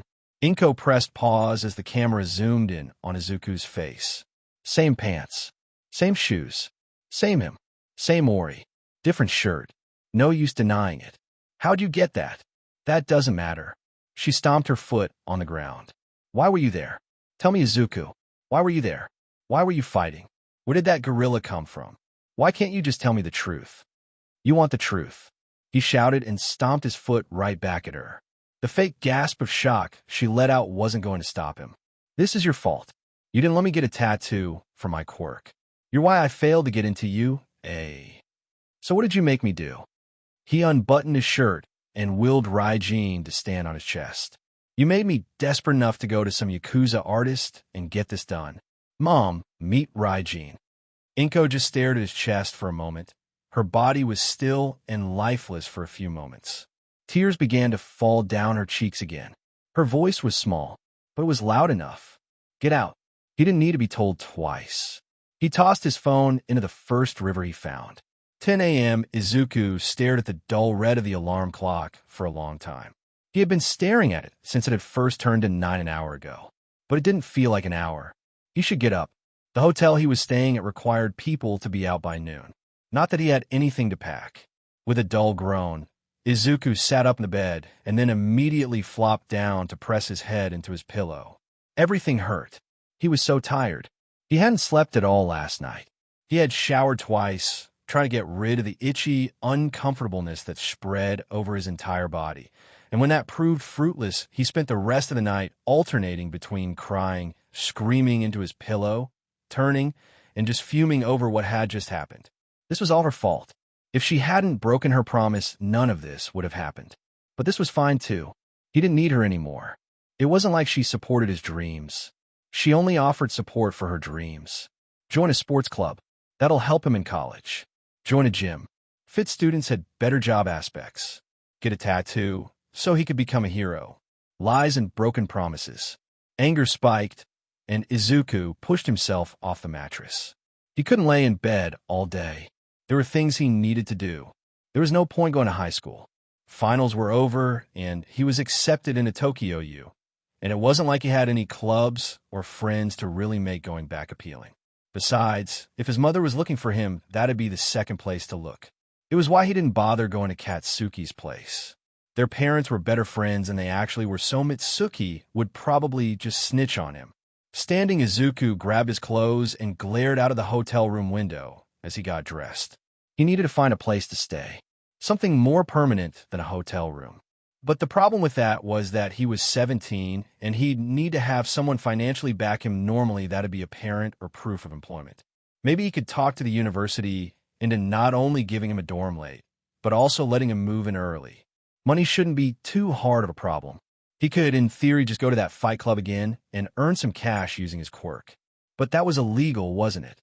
Betting on fights, quirk-based fights in general, there was a reason it was hidden under a warehouse. Besides, would he even be let in without Ori or Tanaka? Ida might let him in. Actually, he seemed to be a pretty popular contender last night, so he might be able to just walk in if he somehow introduced them to Raijin first. Izuku sighed and looked at his bare chest for a few seconds. Raijin was currently on his back and asleep. At least one of them got some rest. If I had had you a few weeks ago, things would be so much different. The fight with the robot last night had proved that. It had sealed the fact that he could have been a hero if only he had been given a chance to use his quirk's full potential. If his mother hadn't destroyed his chances, he'd be going to UA, and he wouldn't have gone to that underground fight club. Hell, they wouldn't be fighting. He recessed his forehead against the still cool glass and let out a long sigh before putting on his shirt. It still smelled new from last night, but he'd need more than a single shirt and a pair of pants if he was going to live on his own. His stomach let out a low growl and reminded him of the growing sense of hunger he had been feeling since last night. All right, he finished getting dressed and examined the room one last time. Food, a place to sleep, and figure out how to earn some cash. Again, he was brought back to that underground fight club. It wasn't just that it was easy, there was a bit of exhilaration that brought him back to that spot every time he thought about needing cash. He had been so powerless throughout his entire life that now that he could put up a fight, he wanted more. Was that why he wanted to be a hero? Izuku shook his head and slapped his cheeks. Right, now's not the time to think about this. Let's see where... He reached into his pocket for his phone. It wasn't there. Where was it? Other pocket. Did he leave it on the nightstand? Where? Oh, he threw his phone into the river last night. He still wasn't sure if that was smart. Or stupid. Could he even get a new phone without his mother knowing? Maybe from a different company. With one last look back, he left his hotel room and headed out into Greater Tokyo. There was a lot he needed to do today and less time to do it. But first, food. XXXX Izuku stumbled into the first ramen shop he found and promptly ordered the largest bowl he could. Part of him was concerned about his now very limited budget, but his stomach was currently trying to eat that part. The bowl was served, and Izuku took a few giant bites of the toppings before slurping up the noodles.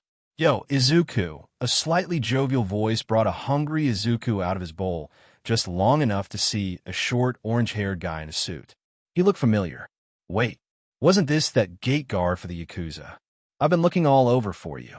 Izuku blinked and finished his bite. Why? He blinked again. And how did you find me in the middle of Tokyo? There's like millions of people here. True, but the orange-haired man took a seat next to him without even asking and ordered a bowl.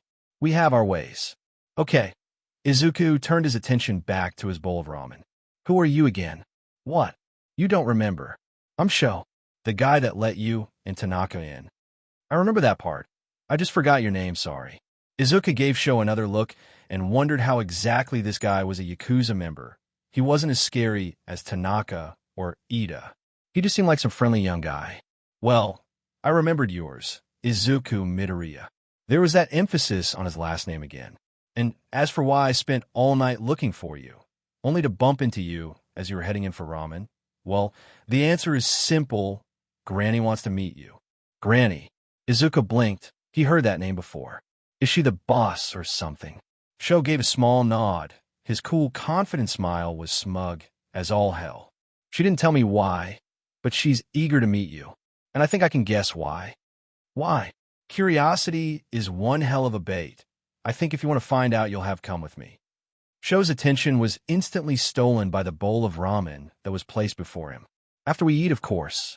Don't worry, Mr. Heavyweight Champion. I'll sponsor your bowl, too. By the time Sho had finished his first bowl, Izuku had finished his second. XXXX, once again after a fight with his mother Izuku, found himself entering the Yakuza compound tucked into the heart of the Yamaji district. Butterflies filled his stomach as he followed Sho. A few members he never met looked at him with curiosity and a bit of malice in their eyes. Was he in trouble because he won against the mech? That was Ori's idea. Was she in trouble? Wasn't she important? It kind of felt like she could just do whatever the hell she wanted. The worst part was that even if he did get in trouble, because of her, he'd have to forgive her to get another tattoo. Damn it. Why the hell was he here? So, you're still not going to tell me why I'm here? Izuku asked as he glanced around the courtyard. He could see the path that would lead him to the koi ponds and Ori and Tanaka's house. There were a few other paths between the buildings that likely led to somewhere else into the compound, but the main building was positioned in front of him. Traditional in every sense of the word, Izuku watched as Sho took the first few steps onto the wooden pathway that enclosed the courtyard. Nope, that had ruined the surprise. Sho plopped off his shoes and held them up for Izuku to see. Shoes off, head down, and be respectful. You're meeting a Yakuza leader after all. Right? Something that was perfectly normal for a 17-year-old future Tokyo U student to do. Just having a casual meeting with a Yakuza leader. The room was traditional in every sense of the word. A large empty tatami mat floor surrounded on all sides by walls displaying the group's history, from ornate samurai swords to water-painted wall scrolls that looked beyond appealing and old photos. There was an unspoken significance of this long room, and nothing seemed more significant than a raised platform at the end with a few sitting cushions placed in front of a large wooden circle with a phoenix burned into the middle. Was that this group's symbol? Did Yakuza have symbols? Why didn't he research more about them after being involved with them? All right, he threw his phone into the river last night. A crowd had gathered around him. Some faces Izuku knew, Ida and Tanaka hovered around the sides, leaving him in a sea of Yakuza. No one dared approach him for whatever reason. Was he going to die? If that was the case, he wished they'd just get this over with. What's... He heard Ori's voice and looked behind to catch her peeking into the room for a moment. Her long silver hair was tied into a ponytail that was kept in place by a baseball cap that had slots for her horns. Both her and her denim overalls were covered in paint. She looked at him and tilted her head to the side again. Izuku. She took a few steps towards him, her sandals effortlessly flying off behind her. She kneeled down beside him and examined the room. What's going on? I have no idea. Oh, what did you do? Well, last night you took me to a fight club, and then I won. And then my mom kicked me out last night, and I threw my phone in a river. How'd your mom find out? Someone sent her a video. That's weird, but that doesn't explain why you're... An older man stepped in front of them. His kimono was nearly black, and his gray hair still had enough black in it to make his hair look like salt and pepper. His face was firm, dignified, and cleanly shaven, though his skin was a fair bit darker than what Izuku was used to seeing in Japan. The man squatted down in front of Izuku and examined him carefully. After a moment, he smacked his lips. I'm not impressed. Huh. Was he supposed to be impressive? A few snickers came from the other Yakuza members, and Izuku couldn't help but feel this was just some elaborate prank. Whackin'. Ori gave a light giggle. That's mean. Besides, you haven't seen Raijin yet. Whackin shrugged and pressed a finger into Izuku's chest. You Whackin. A clap drew everyone's attention away from Izuku and Whackin and towards an elderly woman. Get out of the way and stop glaring at everyone. You're giving us a bad name. And speak in whole sentences while you're here. We know you're not a foreigner. And Ori, stop being so clingy and let me have a look at him without your dorky face in the frame. Yes, Granny. Ori spun away and stood barefoot next to her brother and Ida. She looked more out of place than he did. An elderly woman smiled down at Izuku. Her black and white kimono made the bright red flowers on it stand out like they were floating. She held herself with the kind of supreme confidence that Izuku would expect the leader of a nation to hold. Her kind face was wrinkled slightly, but still held a youthful playfulness that helped hide the strength of her smile that lacked the usual fragility of someone her age. Her hair was a fluffy black that was pulled back into a ponytail with only a sliver of white on the side. She reminded him of a lone tree definitely growing on a seaside cliff, as though it enjoyed being whacked by salt and winds. My, she said in a soft tone, head tilting to the side. How you grown? Though I can't say your father did you any favors giving you my unruly hair. Honestly, I'm nearly into my 60s and it still won't behave. Though, you get his eyes at least. Izuku felt his mouth drop as he stared up at this woman. This oh-so familiar woman. He'd seen her before.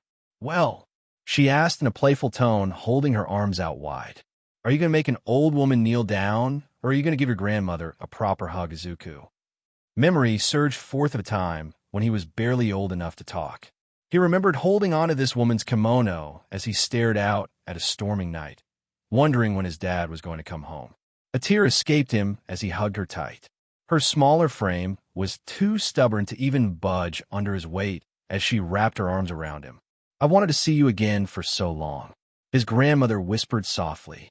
We have a lot to catch up on. Wait, Ori shouted and bounced over to them. She looked around the room, her mouth open like she was a little stupid. Are you two actually related? My name is Hanabi Midoriya, because I chose it Ori. Now, get.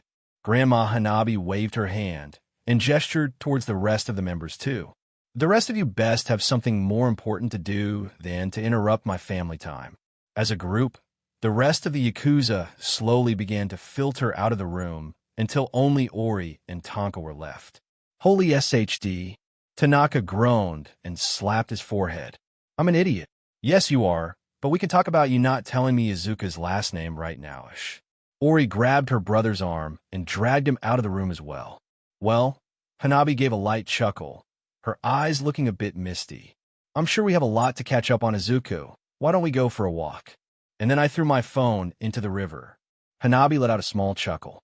Her left arm was hooked with his right, and she patted his hand slightly as they made their way through the well-tended garden that was hidden inside the Yakuza compound. Smart move if you didn't want to be tracked, but if you didn't want the data on there to be found, you should have cracked the shell first. They make cell phones so durable these days. It's both a blessing and a curse. Right? His grandmother was the boss of a Yakuza family. Still, Hanabi gave a soft hum as they stopped at an appealing collection of flowers. For that girl to act like that, she might have been worse off than I feared. Perhaps I should have attempted to reach out to her more. She gave a kind, grandmotherly smile and gave him a wink. Besides sending you cash for your birthday. Izuku let his grandmother's arm slide through his own as she kneeled down to look at the flowers. I suppose this is a bad time to mention I never got anything from you.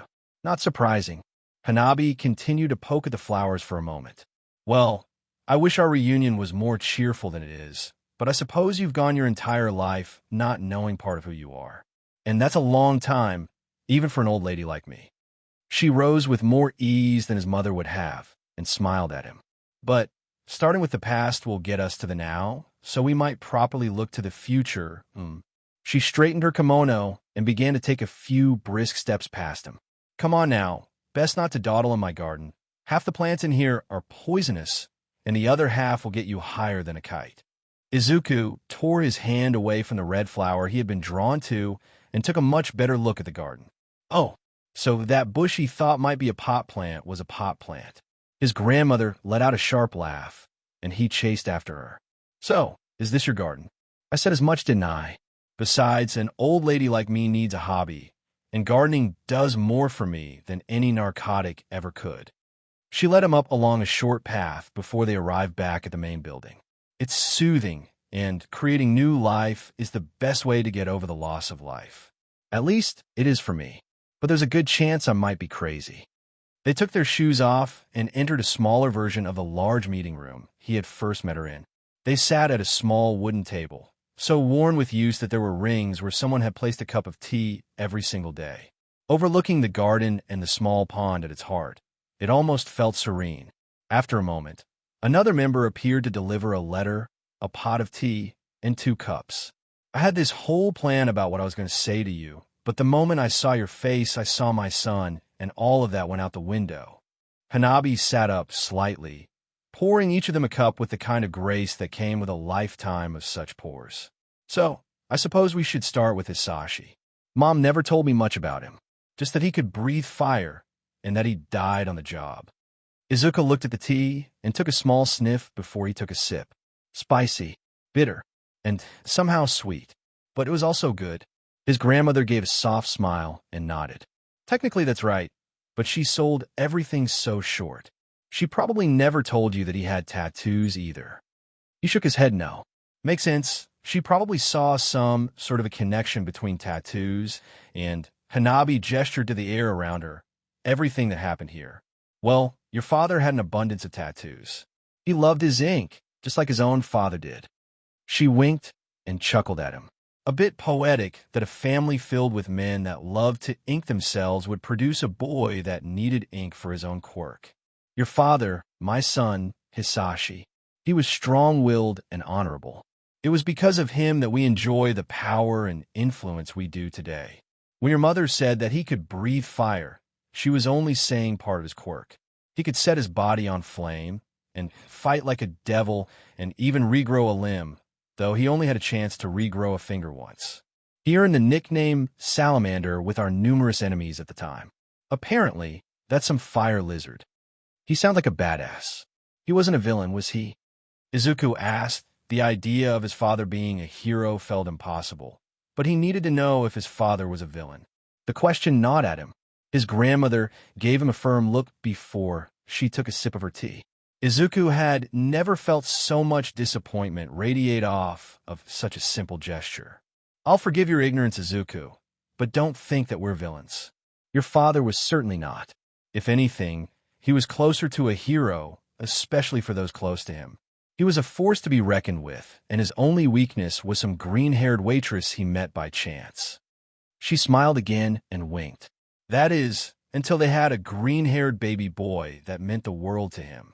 To me as well. So his father was neither a hero nor a villain. So what did that make him? A Yakuza. Was that better or worse than either of those? So what happened to him?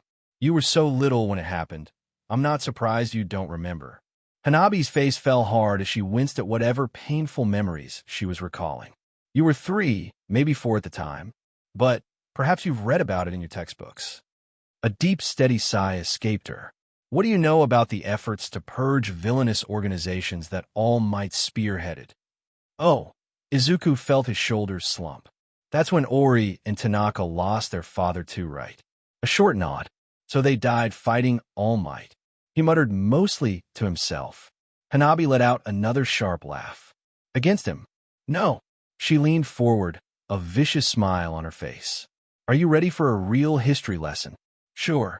Oh, come on, be more. Excited Izuku. This is your family history we're talking about. Yes. Yes, what? Yes, I want to know about your real history. That's more like it. She took a rather smug sip of her tea and raised a delicate eyebrow at him. What the officials don't want you to know is that there were Yakuza groups that fought alongside the heroes and the police. What? Izuku felt his jaw drop. Why? A common enemy.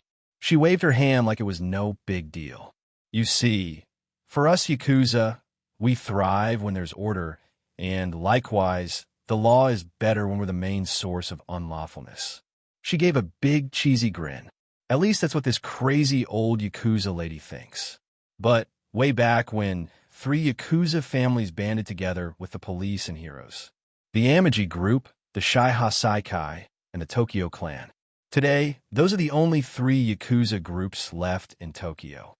Hanabi gave another chuckle. I know it might sound like we were simply taking advantage of the situation, and in a way we were, but there was more to it than that. My husband, that old man leading the Shiha Saikai, and the brat in charge of the Tokyo clan, the 3 of them agreed that this was something that needed to be done, not just for the good of our own families, but for Tokyo as a whole. What happened? Izuku asked, sitting forward slightly to listen to his grandmother's story better. Who were they fighting against? A man called All for One. He was the Dark Lord of the underworld of the time. Nearly every villainous or criminal enterprise of the time answered to him. So when All Might showed up and started to reduce the crime, the 3 of us decided to SWCH sides. But even with All Might and police doing the heavy lifting, we still suffered casualties. Hisashi was among them. I think something broke in Inko that day. I could see the heartbreak in her eyes, and I couldn't blame her for wanting to run away. Besides, I had not only my own grief to deal with. I found myself in charge of the Amaji group. I had to guide us and make us stronger, find the gaps in the laws that the police would ignore, because it was better to have an organized crime than a chaotic one. A lot of stuff made sense now. Hanabi Grandma. Thank you. Thank you for telling me what happened. Your family, Izuku, and more than that, you're the son of my son. She reached across the table and smiled at him, a kind grandmotherly smile that felt like how freshly baked cookies smelled. If you ever have a question, don't be afraid to ask me. He gave a light shrug. I kind of need a place to stay. Bahaha. That you do. Don't worry. We have more than a few spare rooms in this place. And I've already told the guards that you're allowed in and out as you please. She pointed a bony finger towards him. So take some time and try to relax. That is, relax as much as one can after getting Ori's attention. No kidding. First time I met her, I spent the entire night almost passing out of pain as she put a tattoo on me. The second time, she pulled me to a fight club and I got kicked out of my house. Oh, and this will make a third time. Do me a solid and try not to end the world until I'm dead. She leaned back and pulled out a small pipe from her sleeve. Izuku watched as her thumb ignited into a colorful blue flame before she lit the pipe and took a small puff out of it. So, is there anything else you want to know? What should I do about Mom? Hanabi took a long, slow puff of her pipe and looked out towards her garden.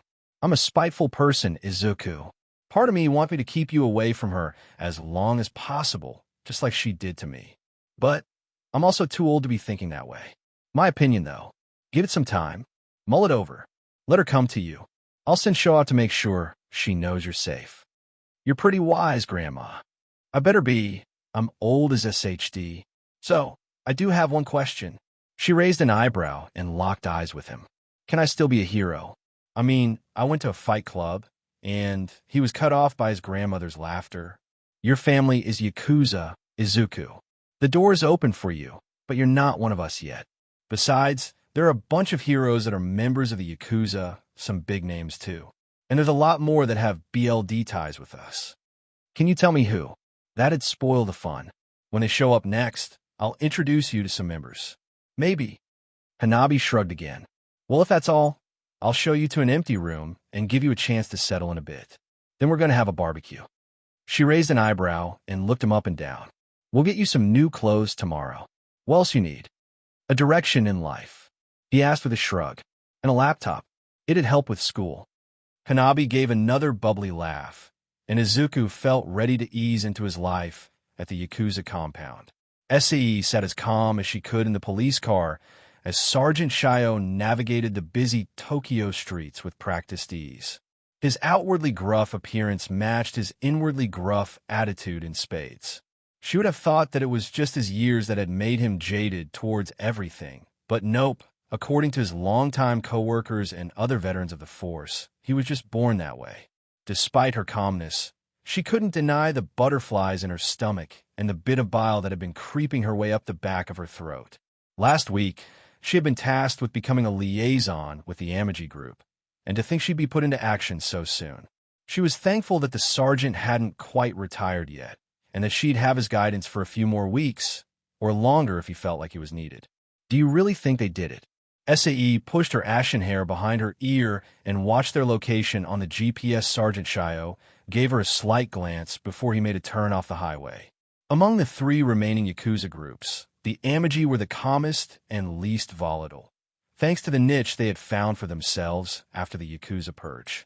They were content to run their casino, fight club, and a few drag smuggling operations / that were largely limited to recreational drags. They also actively maintained a relationship with the police, in large part thanks to several of the previous police chiefs and other high-ranking public officials being gamblers. It was a notable difference compared to the Shaiha Saikai that was on the verge of collapse due to their unwillingness to adapt to the times, or the Tokyo clan that was closer to a group of roving gangs of kids. Those two were walking the edge of being labeled as villainous groups, which would simply spell their doom. That wasn't to say that the Amagi was some kind of perfect Yakuza group. They had their own problems. The war for the underworld had taken a heavy toll on them, with nearly all of their notable young members being wiped out, leaving them with an aging base that was getting close to retirement. Sure, there was some new BLD among their ranks, but with no heir apparent to take over once Phoenix was gone, the group might simply dissolve. Nah, Shio let out a low growl and made a sharp turn that nearly threw SC out of her seat. Kidnapping isn't in their M.O., and it's not like the kid came from money. It's all risk and no reward. Could be that the kid pissed someone off and ended up in a ditch somewhere. SAE couldn't argue that. The only major altercation with the Amaji group within the last few years was when one of their rare younger members took on a whole division from the Tokyo clan, along with a few more street brawls. Do you think that Tanaka found them? No idea. The car came to a stop, and Shio opened the door and stuck his leg out. But hopefully we'll find some answers. The Tokyo clan was too decentralized to have any real compound, and the Shaiha Saikai kept their base of operations a secret. But the Amaji group, apparently, 2 police officers could just drive up to it and ring the doorbell. No guard this time, Shio muttered as they approached the traditional-style gate to the compound. Maybe one of the Oldimers fell asleep somewhere. It wasn't like Shio wasn't just as old as these guys were. With a sigh, he pressed the button on the intercom and was greeted by a slight crackle then silence. "Hey, it's me, Shio." What the hell kind of casual greeting was that? "Tell Granny we need to talk." With a slight yawn, Shio stepped away from the intercom and rolled his shoulders. There was no way she was just going to be able to do that in the future. These guys were still Yakuza, right? Or was this just some kind of glorified Yakuza retirement home? After a moment, the gate was opened. An exceptionally tall and slender man with straight black hair and a slightly creepy vibe stood to greet them. The fact that he had 2 sheathed katanas at his side raised a few flags, but his otherwise calm and open stance made him look like someone's butler. Not a butler that she'd ever hire. "Ah, Officer Shio, it's been some time." The gangly man placed a hand over his heart and gave a slight bow. "To what do we owe the pleasure?" "Meet and greet in a missing persons case. I know that old Spitfire's here. She's never at the casino this early, so take me to her." Shio walked past him and then stopped. "Oh, and Ida, this is Essie. She'll be taking over for me once I retire. She's a good cop, so no funny business." "Ah." Ida extended a slightly elongated hand towards her. His smile was like 2 straight lines that formed a V. "It's a pleasure, Officer. Please, follow Shio. I'll go fetch Granny." SAE shook the man's hand for a moment and found that while his hand was rough, his grip was gentle. The inside of the Amaji compound looked nothing like what she would expect a Yakuza compound to look like. This felt more like some feudal lord's plot of land, or maybe a historic plot of land. Oh my. An elder woman came walking out from one of the side buildings. She was dressed head to toe in a gardening outfit, and she looked like she was shaking with every step. Could this woman even walk without a cane? "Shio, dearie, it's been quit the act, Hanabi. I know dim in well that you can run a marathon." "Oh, come now." The change was instantaneous. The shaking stopped. Hanabi corrected her posture, and her eyes went from the near-blind squinting of an old person to the blinding stare of someone that wanted to know why the F they were there. "What's the point of being a feeble old woman if I can't act the part? Uft. I'll give you old, and that's about it." Shio stuck his hands in his pockets and met Hanabi's glare with one of his own before the two smiled and let out a short laugh. "Shio, it is good to see you. How's your wife doing?" "Good, good. She's made a full recovery. I think I'll be taking her to the casino once she's up to snuff again." "Oh, that's good. I always love taking your money.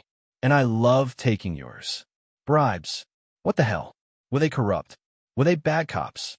Why couldn't she become a hero like her sister?" Sergeant Shio. The case." SAE tapped on her badge, as though to remind him that they were still cops, even if they weren't dressed like them. Being investigators had its perks. "All right, Hanabi. This is SAE Tatsuma. She'll be taking over for me once I retire." "That wasn't the case. Please, we both know that you're too stubborn to retire. You'll get bored, lose all your money, and then be back on the force before the new year." Hanabi waved her hand, then glanced towards SAE for a moment. "But what's this she said about a case?"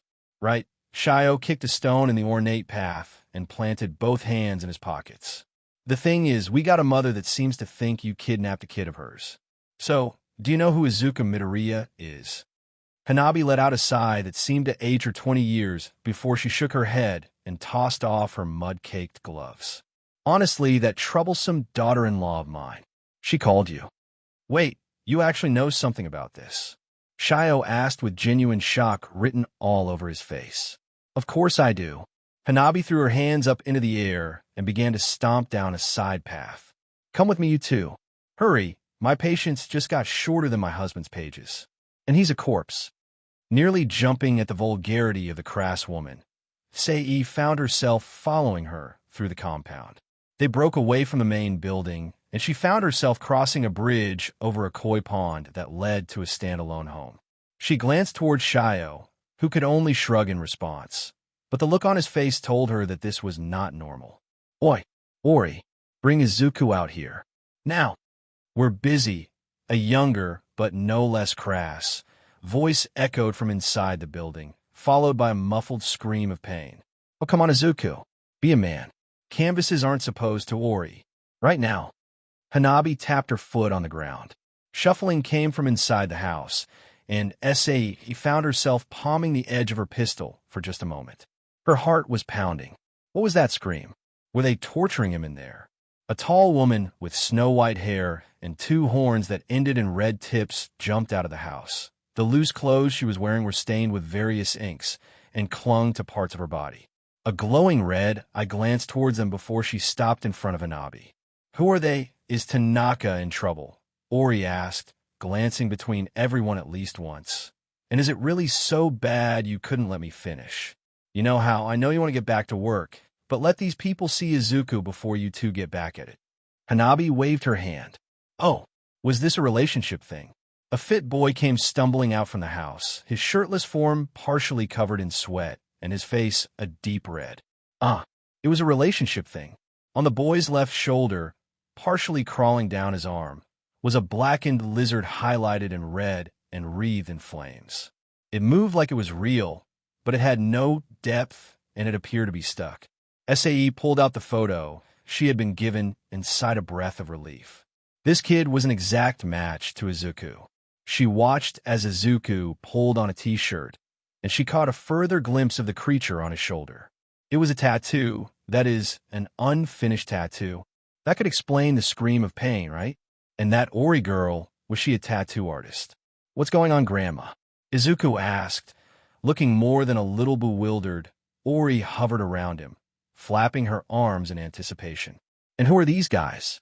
Grandma. Wait, Hanabi did call Inko her daughter-in-law a moment ago, right?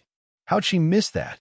All right, still a bit wobbly about just walking into a Yakuza base like it was a park. This is Sergeant Shio. He's a drunkard gambler, a cop, and an old friend. Hanabi gestured towards both of them with a flick of her wrist. The girl is Sai something. She's his replacement. And they're here because your mother reported that you were kidnapped. The look that crossed Izuku's face made it very clear that he wasn't with his mother right now by choice, which muddied the lines between right and wrong.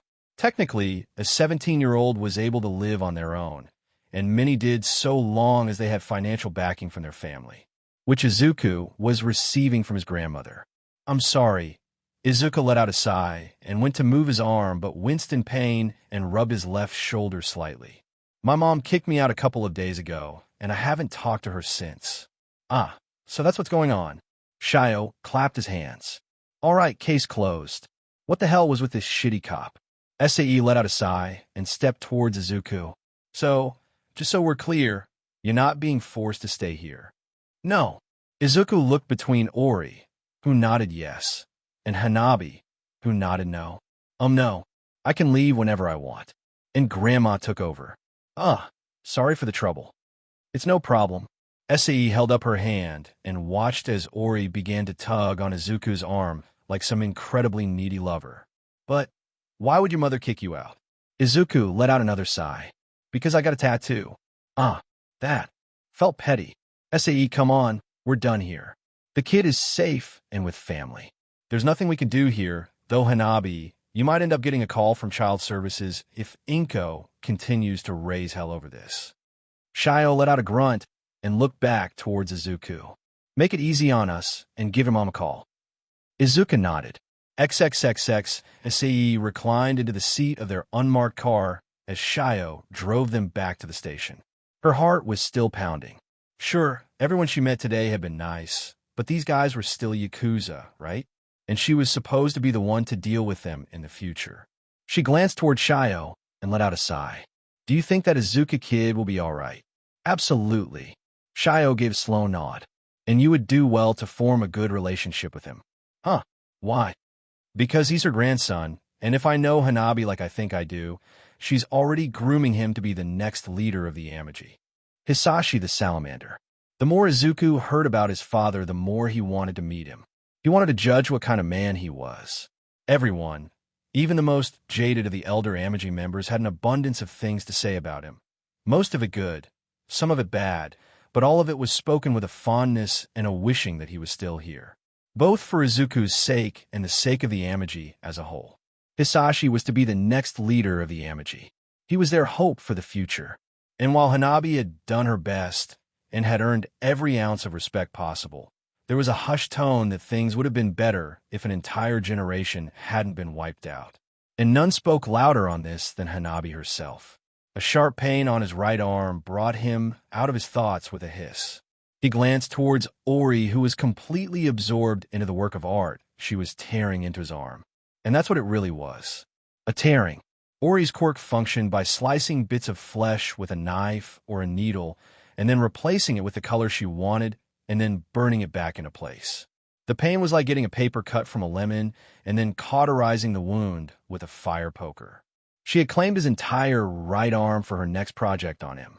An entire sleeve made up of dozens of smaller tattoos to make some kind of a flowing piece of art. Right now, she was etching an orchid into his upper arm, with appealing crystalline water pouring out of it. Power-wise, he had no idea how practical it would be. But Ori was passionate about it, and that would make it powerful in its own right. Probably. The way their quirks intermingled with each other was appealing, chaotic, and terrifying. Izuku took a breath and stared out into the koi pond that served as Ori's and Tanaka's yard. The large multicolored fish swam peacefully in the dark pool of water with a few plants either floating or sticking out of the water.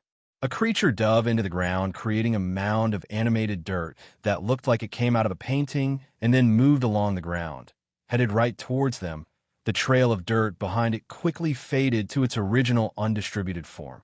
The moving dirt was completely unfazed by the wooden bridge that crossed the pond. With a pop like the crackling of a fireplace, a blackened figure leaped from the animated dirt and then back into the ground. The ground bubbled in front of them for a moment before out crawled his newest tattoo, far smaller than Raijin, and even smaller than Izuku himself, with 6 stubby legs and a burnt black body that was highlighted by red that oozed heat. The salamander looked at him with a wide, derpy smile, with its orange flame tongue flopped out of its mouth, dripping, sizzling orange lava onto the ground. Its thick, heavy tail slapped the ground with enough force to make the rocks around it jump.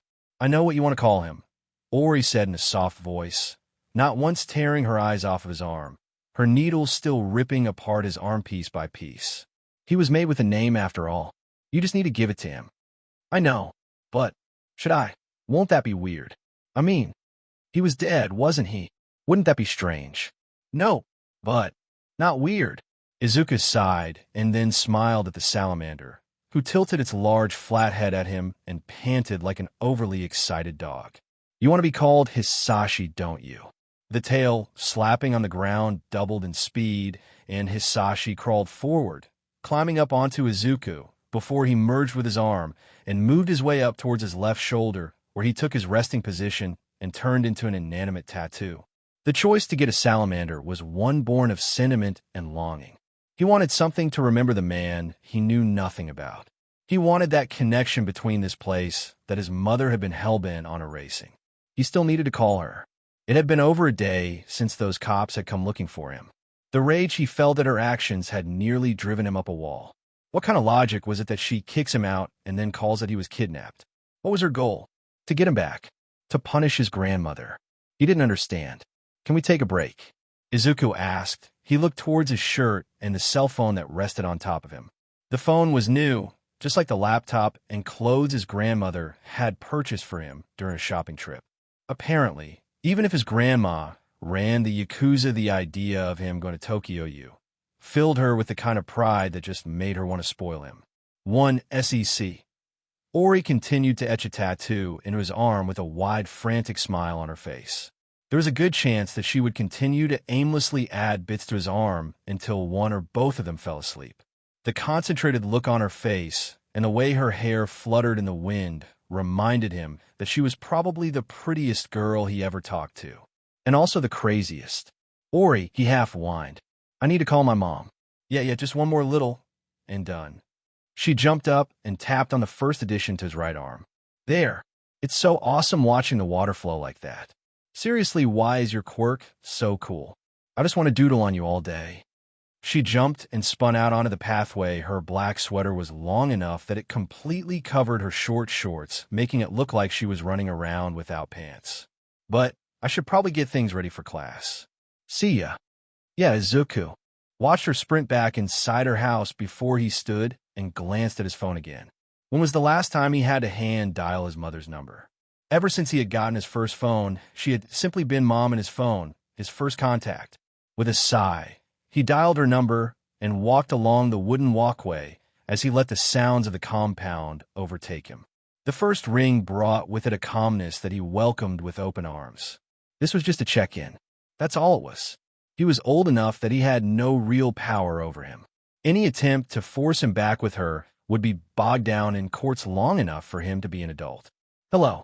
Her voice sounded so frail, and the calmness inside of him vanished as a flash of anger rushed through him. He grit his teeth and forced that anger back. Hi, Mom.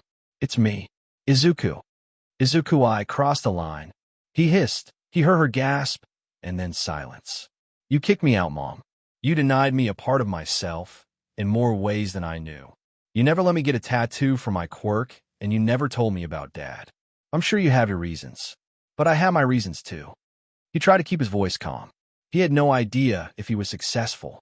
I got a new tattoo, one to remember the Dad you never told me about. I'm still going to Tokyo you, but I won't be coming home. I'm going to stay here, with Grandma. The dial tone began to play in his ear. Did she hang up? Did the call drop? He stared and looked up at the cloudy sky for a moment. I love you. XXXX, what did she say? Nothing. Izuku sat in the same room that he and his grandmother had their talk before. The sound of the rain amplified the atmosphere of the traditional-style room and made that freshly brewed tea his grandmother seemed to love smell all the better.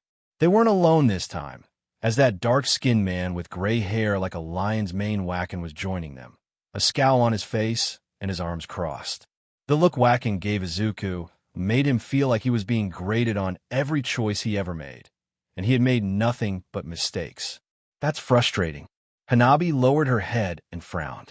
Hopefully some time apart will give her a chance to clear her head. She knows where you are, so have her put in the effort. The gate will be open for her. Izuku could only nod. It was weird. Half the time when he thought about her, he was angry. The other half, he was calm. He both missed her and never wanted to see her again. The only thing that he was certain of was that bumping into Tanaka that day had been one of the best things that happened to him. But today, I'd like to talk to you about your future, Izuku. Hanabi gave a small, calm smile. You see, I've been thinking about what you've said to me, about what you don't know what you want to do, and your question about being a hero. The smile she gave him removed a lot of the pressure that those ideas held. Her calmness showed that she really wanted to help him and could, as opposed to his own mother's normally nervous jittering at the idea. I'm aware that the school has counselors to help you make this choice, but they're probably going to push you down some soulless path that doesn't interest you, and you'll end up dropping it and turning into a bitter old woman.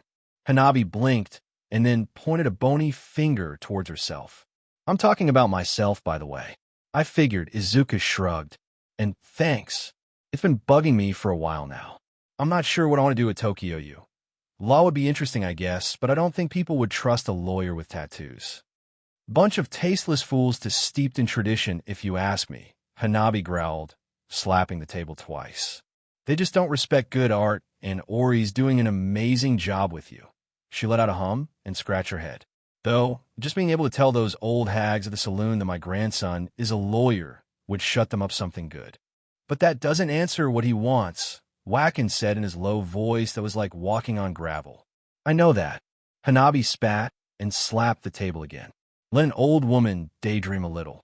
I've always wanted to be a hero. He spoke softly, almost not sure of the words himself. He didn't want to be a hero, but it felt stranger than ever to announce that. But, Hanabi asked, pressing her fingers down into the table next to him, her eyes snapping onto him with a cold, hard determination. When he didn't answer, she sighed. There are many reasons why people want to become a hero. Most will say they simply want to help people. All Might is the only one I can think of that truly wishes that. Some do it for their egos, their own ambition, and so others will recognize them. That's why most people are heroes, I'm afraid. Some just enjoy the power. They like to fight, to prove that they are stronger. And then, there are some that simply wish to fly. They longing the freedom to use their quirks and express themselves with it. Oftentimes, those with this longing that fail to become a hero instead become a villain. Hanabi crossed her arms and looked up at the ceiling. It's not so black and white. Some have bits of each, and they all claim to the first one. But they all have their own reasons for becoming a hero. So, Hanabi's gaze felt like the entire world was focused on him. Why do you want to be a hero? His mother had asked that exact same question. But it was different. Why do you even want to be a hero? That memory still felt fresh. Back then, he had a reason. He wanted to be like All Might. But now, you don't have to answer right now, Izuku. Hanabi placed a hand on his shoulder and squeezed it gently. The answer might not even be that important. In the meantime, because I have a troublesome grandson that's eager to go to my fight club, Wacken has offered to train you. I'd hardly call it an offer. Wacken huffed and glared at Izuku, his lip curling in a snarl and his broad shoulders seemed to shake. You're making me do it, and I'm making him. Semantics. Point being, Izuku, Wacken, has agreed to give you some combat training if you're interested. Despite how he looks, he's actually a capable fighter, and because of his quirk, he's better than most. Quirk, Izuku asked, looking towards the gruff man that was likely going to be the second greatest source of physical pain soon. I can copy and share memories. Wacken held up a finger to his temple and pulled out a small cloud-like wisp that seemed to be fading rapidly before it vanished. It's hardly free. Everything in that memory gets transferred. The emotions, the pain, everything. It's no substitute for actual training, but it'll get the job done. Right, and I'll send Ida to get Redline. He's a hero that was friends with your father. Izuku looked between his grandmother and Wacken. Thank you for giving him a chance. A chance, huh? Was that why? I was a man named Wacken. The wooden practice sword he had been clutching with all his strength was twisted from his hand. With an open palm, Wacken struck Izuku in the chest, and a new memory played in his head. A moment just like this. The sword being ripped out and tossed to the side like it was butter, and the pain of a hand twisting awkwardly. Izuku hit the ground twice and found his mind hazy from having his failure doubled over again. Izuku glanced up at him, a mixture of hate and fear swelling inside of him as he stared up at Wacken. The man's wild gray hair was flared out around his face, making him look like a lion pretending to be a man. Wacken's hard black eyes were filled to the brim with anger and frustration. Pick up your sword.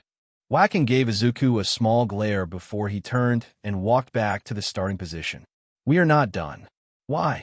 Izuku grabbed the sword and felt his entire body numb with pain for a moment, like it didn't want to take another step forward. Why do you keep sending me those memories? What good would it do for him to fail twice or more every single time? They are failures. Wacken entered the same one-handed stance he had been using the entire time. The wooden sword he used was battered and bruised, but it was only a distraction for his real weapon, that empty, calloused hand that might just be able to take anyone down with a strong enough memory. Okay. Izuku stumbled into his spot and held his practice sword with two shaky hands. Why do you keep sending me failures? Isn't it bad enough that I keep? Oh, believe me, I have complete confidence in your ability to fail. Wacken roared, signaling the start of their bout. A massive, wild swing from the sword came down. The bruise on Izuku's shoulder remembered all too well the strike that bore it. The first time he hadn't been prepared, the second time he had barely gotten his sword up. But failures make you stronger. Blocking alone wasn't enough.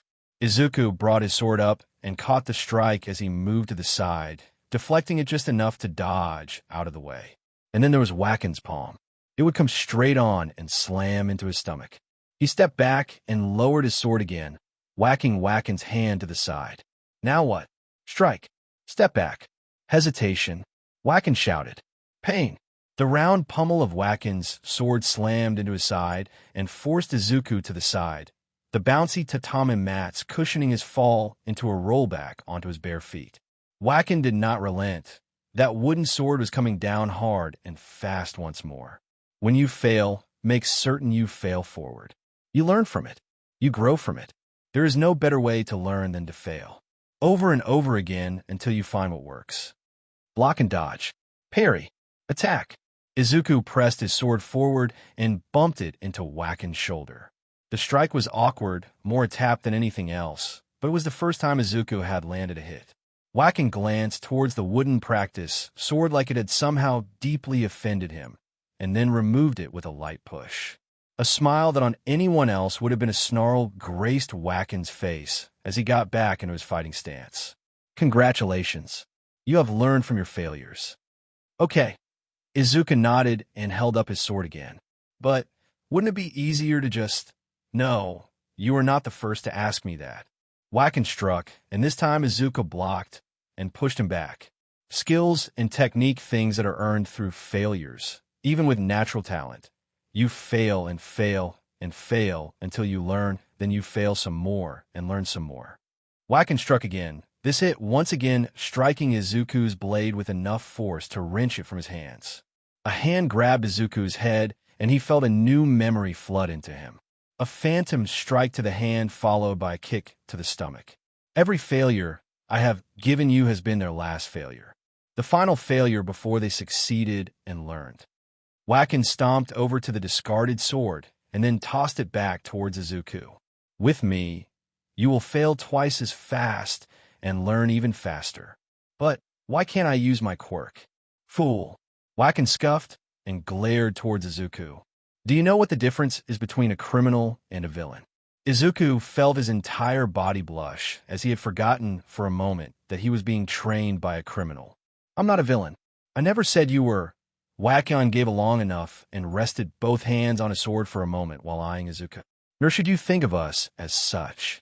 We have honor, and so did your father. But do you know what makes a villain a villain? Using a quirk to commit a crime, cause destruction, or just do evil. He half muttered. Despite knowing the answer, he couldn't help but feel like he was wrong. That's correct. Of those three, most law enforcement and heroes only care about the last two. Destroying things is probably the one you'll get hit with the hardest, though being evil is different. Unfortunately for you, you have a large flashy quirk that can easily be used for destruction. Besides, if your giant monkey is off fighting, your body would be defenseless, won't it? Izuku nodded. A lot of what Waken was saying made sense. Good. Now then, back to the matter at hand. Waken held up his sword once more, and Izuku felt the bruises on his body whine. Are you ready to fail? He held up his sword, gripping it in both hands. Yes. Then you are ready to learn. XXXX Kaga Heights was the name given to a group of buildings that border the Amaji district, though they could hardly be considered heights, given how they were among the shortest of all the buildings around. The top floor of the building served as both the home and agency of the pro-hero Red Line. While not a direct member of the Amaji, Red Line was more of an associate, or at the very least they had a mutual understanding that the Amaji couldn't mess with him, and he wouldn't mess with them. Or at least that's how it used to be. A few years ago, Red Line stumbled into the casino and quickly accrued a large debt, and a hero in debt was a valuable asset for the Amaji. Ida glanced up towards the top of the slightly pink building that stood out like a sore thumb from its surroundings. It had been a while since Red Line had done anything of note besides showing up to the casino, losing his money, and stumbling home drunk. The old hero was probably one close call away from retiring. Honestly, Ida had no idea why Granny wanted to talk to him, but if Granny said jump, he'd ask how high. He hummed and tapped his sheathed sword on his shoulder before making his way into the building. I'm sure Granny has a plan for him, just like she did with Izuku. You want me to come with you? Tanaka asked, bouncing on the ball of his feet. Like always, he seemed to draw attention with his bright red skin. Sure, most people were polite, but it was hard not to notice the large, well-dressed man that looked like a demon. "I'm not sure why you even followed me, to begin with." Ida gave a slight chuckle and tilted his head back towards Tanaka. Having Tanaka around all but guaranteed a fight, but it also guaranteed a victory. "But no, stay here. Oh, in case he tries to run." "Got it." Tanaka took a wide stance, one that was ready to spring in any direction at a moment's notice or fall on his butt. Ida could only smile and nod before he headed into the building. Redline's agency was on the top floor, and the building had just enough floors to require an elevator. It wasn't until Ida got to the top floor of the building that he felt something was off. The air was chilled and filled with a kind of static, but that could just be a side effect of a knot that was growing inside of his stomach that was telling him to turn back, which was all the more reason for him to go forward and look danger right in the face. With a hand on the hilt of his sword, Ida strode forward, long straight, and firm steps guiding him towards his destination without disrupting his form. Iron, slightly sweet, a smell Ida was all too familiar with. BLD, and a lot of it. The door to the office was opened. A few scattered papers had made their way into the hallway. Silence fell over the world as Ida made the last few steps to peer into the hero agency. Redline's longtime partner was laying in a pool of their BLD, the office phone in their hands. There were signs of a struggle, but not nearly enough of one. Near the back of the office, Redline lay, eyes wide, barely breathing, a hand outstretched towards his partner. "You and your partner chose your last words poorly." A large, muscular man dressed head to toe in combat gear jabbed a jagged and worn katana into Redline's heart, forcing the light from his eyes. "The hero world will be better off without corrupt heroes like you." The man stood. While Ida still had an advantage in height, the man easily had the more muscular build. A sharp chin, a wide, sinister smile, wild black hair, and eyes that showed either too much sanity or not enough stood out as the face of someone that had thrown away their humanity. A red scarf and equally long white headband flowed behind this man as he stood to address Ida. For a moment, Ida felt fear. He felt far more fear than he ever had felt in his life, and he shook like the last leaf on a tree. All it took was a breath, and he was steady again. This frightful aura was nothing compared to what Tanaka could put out. The man walked forward, intent on leaving without even saying hello. With a sheathed sword, Ida barred the man from leaving, earning him a serious glare. That man owed the Amagi a lot of money. The man laughed. "Amagi? I haven't heard that name in quite some time. I guess I didn't kill enough of you." The hair on Ida's back stood straight. "Who are you?" "Stain, the hero killer." "Ah, I see. Well then, Stain, since you've taken the life of one of our debtors, I assume that you'll be the one to take over his debt. It only seems fair." The conflict may well have been written in the stars. Metal clashed against metal as Stain brought down his sword with two hands down upon Ida, only to be met by Ida's blade, the sheath of which had slammed into the window behind him hard enough for it to crack. Even with his quirk helping him keep his sword straight, Ida could feel the raw strength this man possessed. Stain withdrew to ready for another strike, but Ida lunged forward, striking sideways towards Stain's side, who met the blade with a smile on his face. "Ah, I see you're more than just some street thug carrying a katana to be cool." "Oh please," Ida snorted. "If you start talking about studying the blade, I might just cringe to death. That'd be a shame. It's been far too long since I bothered to kill a Yakuza. You all should have been wiped out years ago." Even with one hand, Stain's strikes were still nearly impossible to block. One hand? What was? Biting steel slid across Ida's abdomen as he felt Stain's knife barely graze him. Two could play at that game. Ida drew his second sword and slashed upward, barely hooking his sword onto one of the many thick teeth of Stain's dagger. With a quick JRK backward, he wrenched the blade from Stain's hands. "Not bad." Stain laughed and struck again. Even with one hand, he could easily strike as hard as whacking could. He tossed the dagger at Ida's face. "It's almost a shame you're Yakuza's some." Ida expected Stain to move back and strike again, but instead, he lunged forward, sliding past Ida and into the hallway behind him. But not without cost. With two perfectly straight cuts, Ida stuck down on Stain's back, only to be blocked by that sword again. Just what on earth was with this superhuman strength? Hee. The way you swing your swords, that's your quirk, isn't it? Stain laughed as he grabbed the dagger Ida had tossed behind him. A long lizard-like tongue slithered out of Stain's mouth and wrapped around the dagger, licking up the BLD. What a creep. That's right, my quirk isn't anything special. It just allows me to make straight lines when breathing became hard, his arms felt sluggish, and his legs felt like they were made of rocks. Your quirk. That, or you're just freezing up.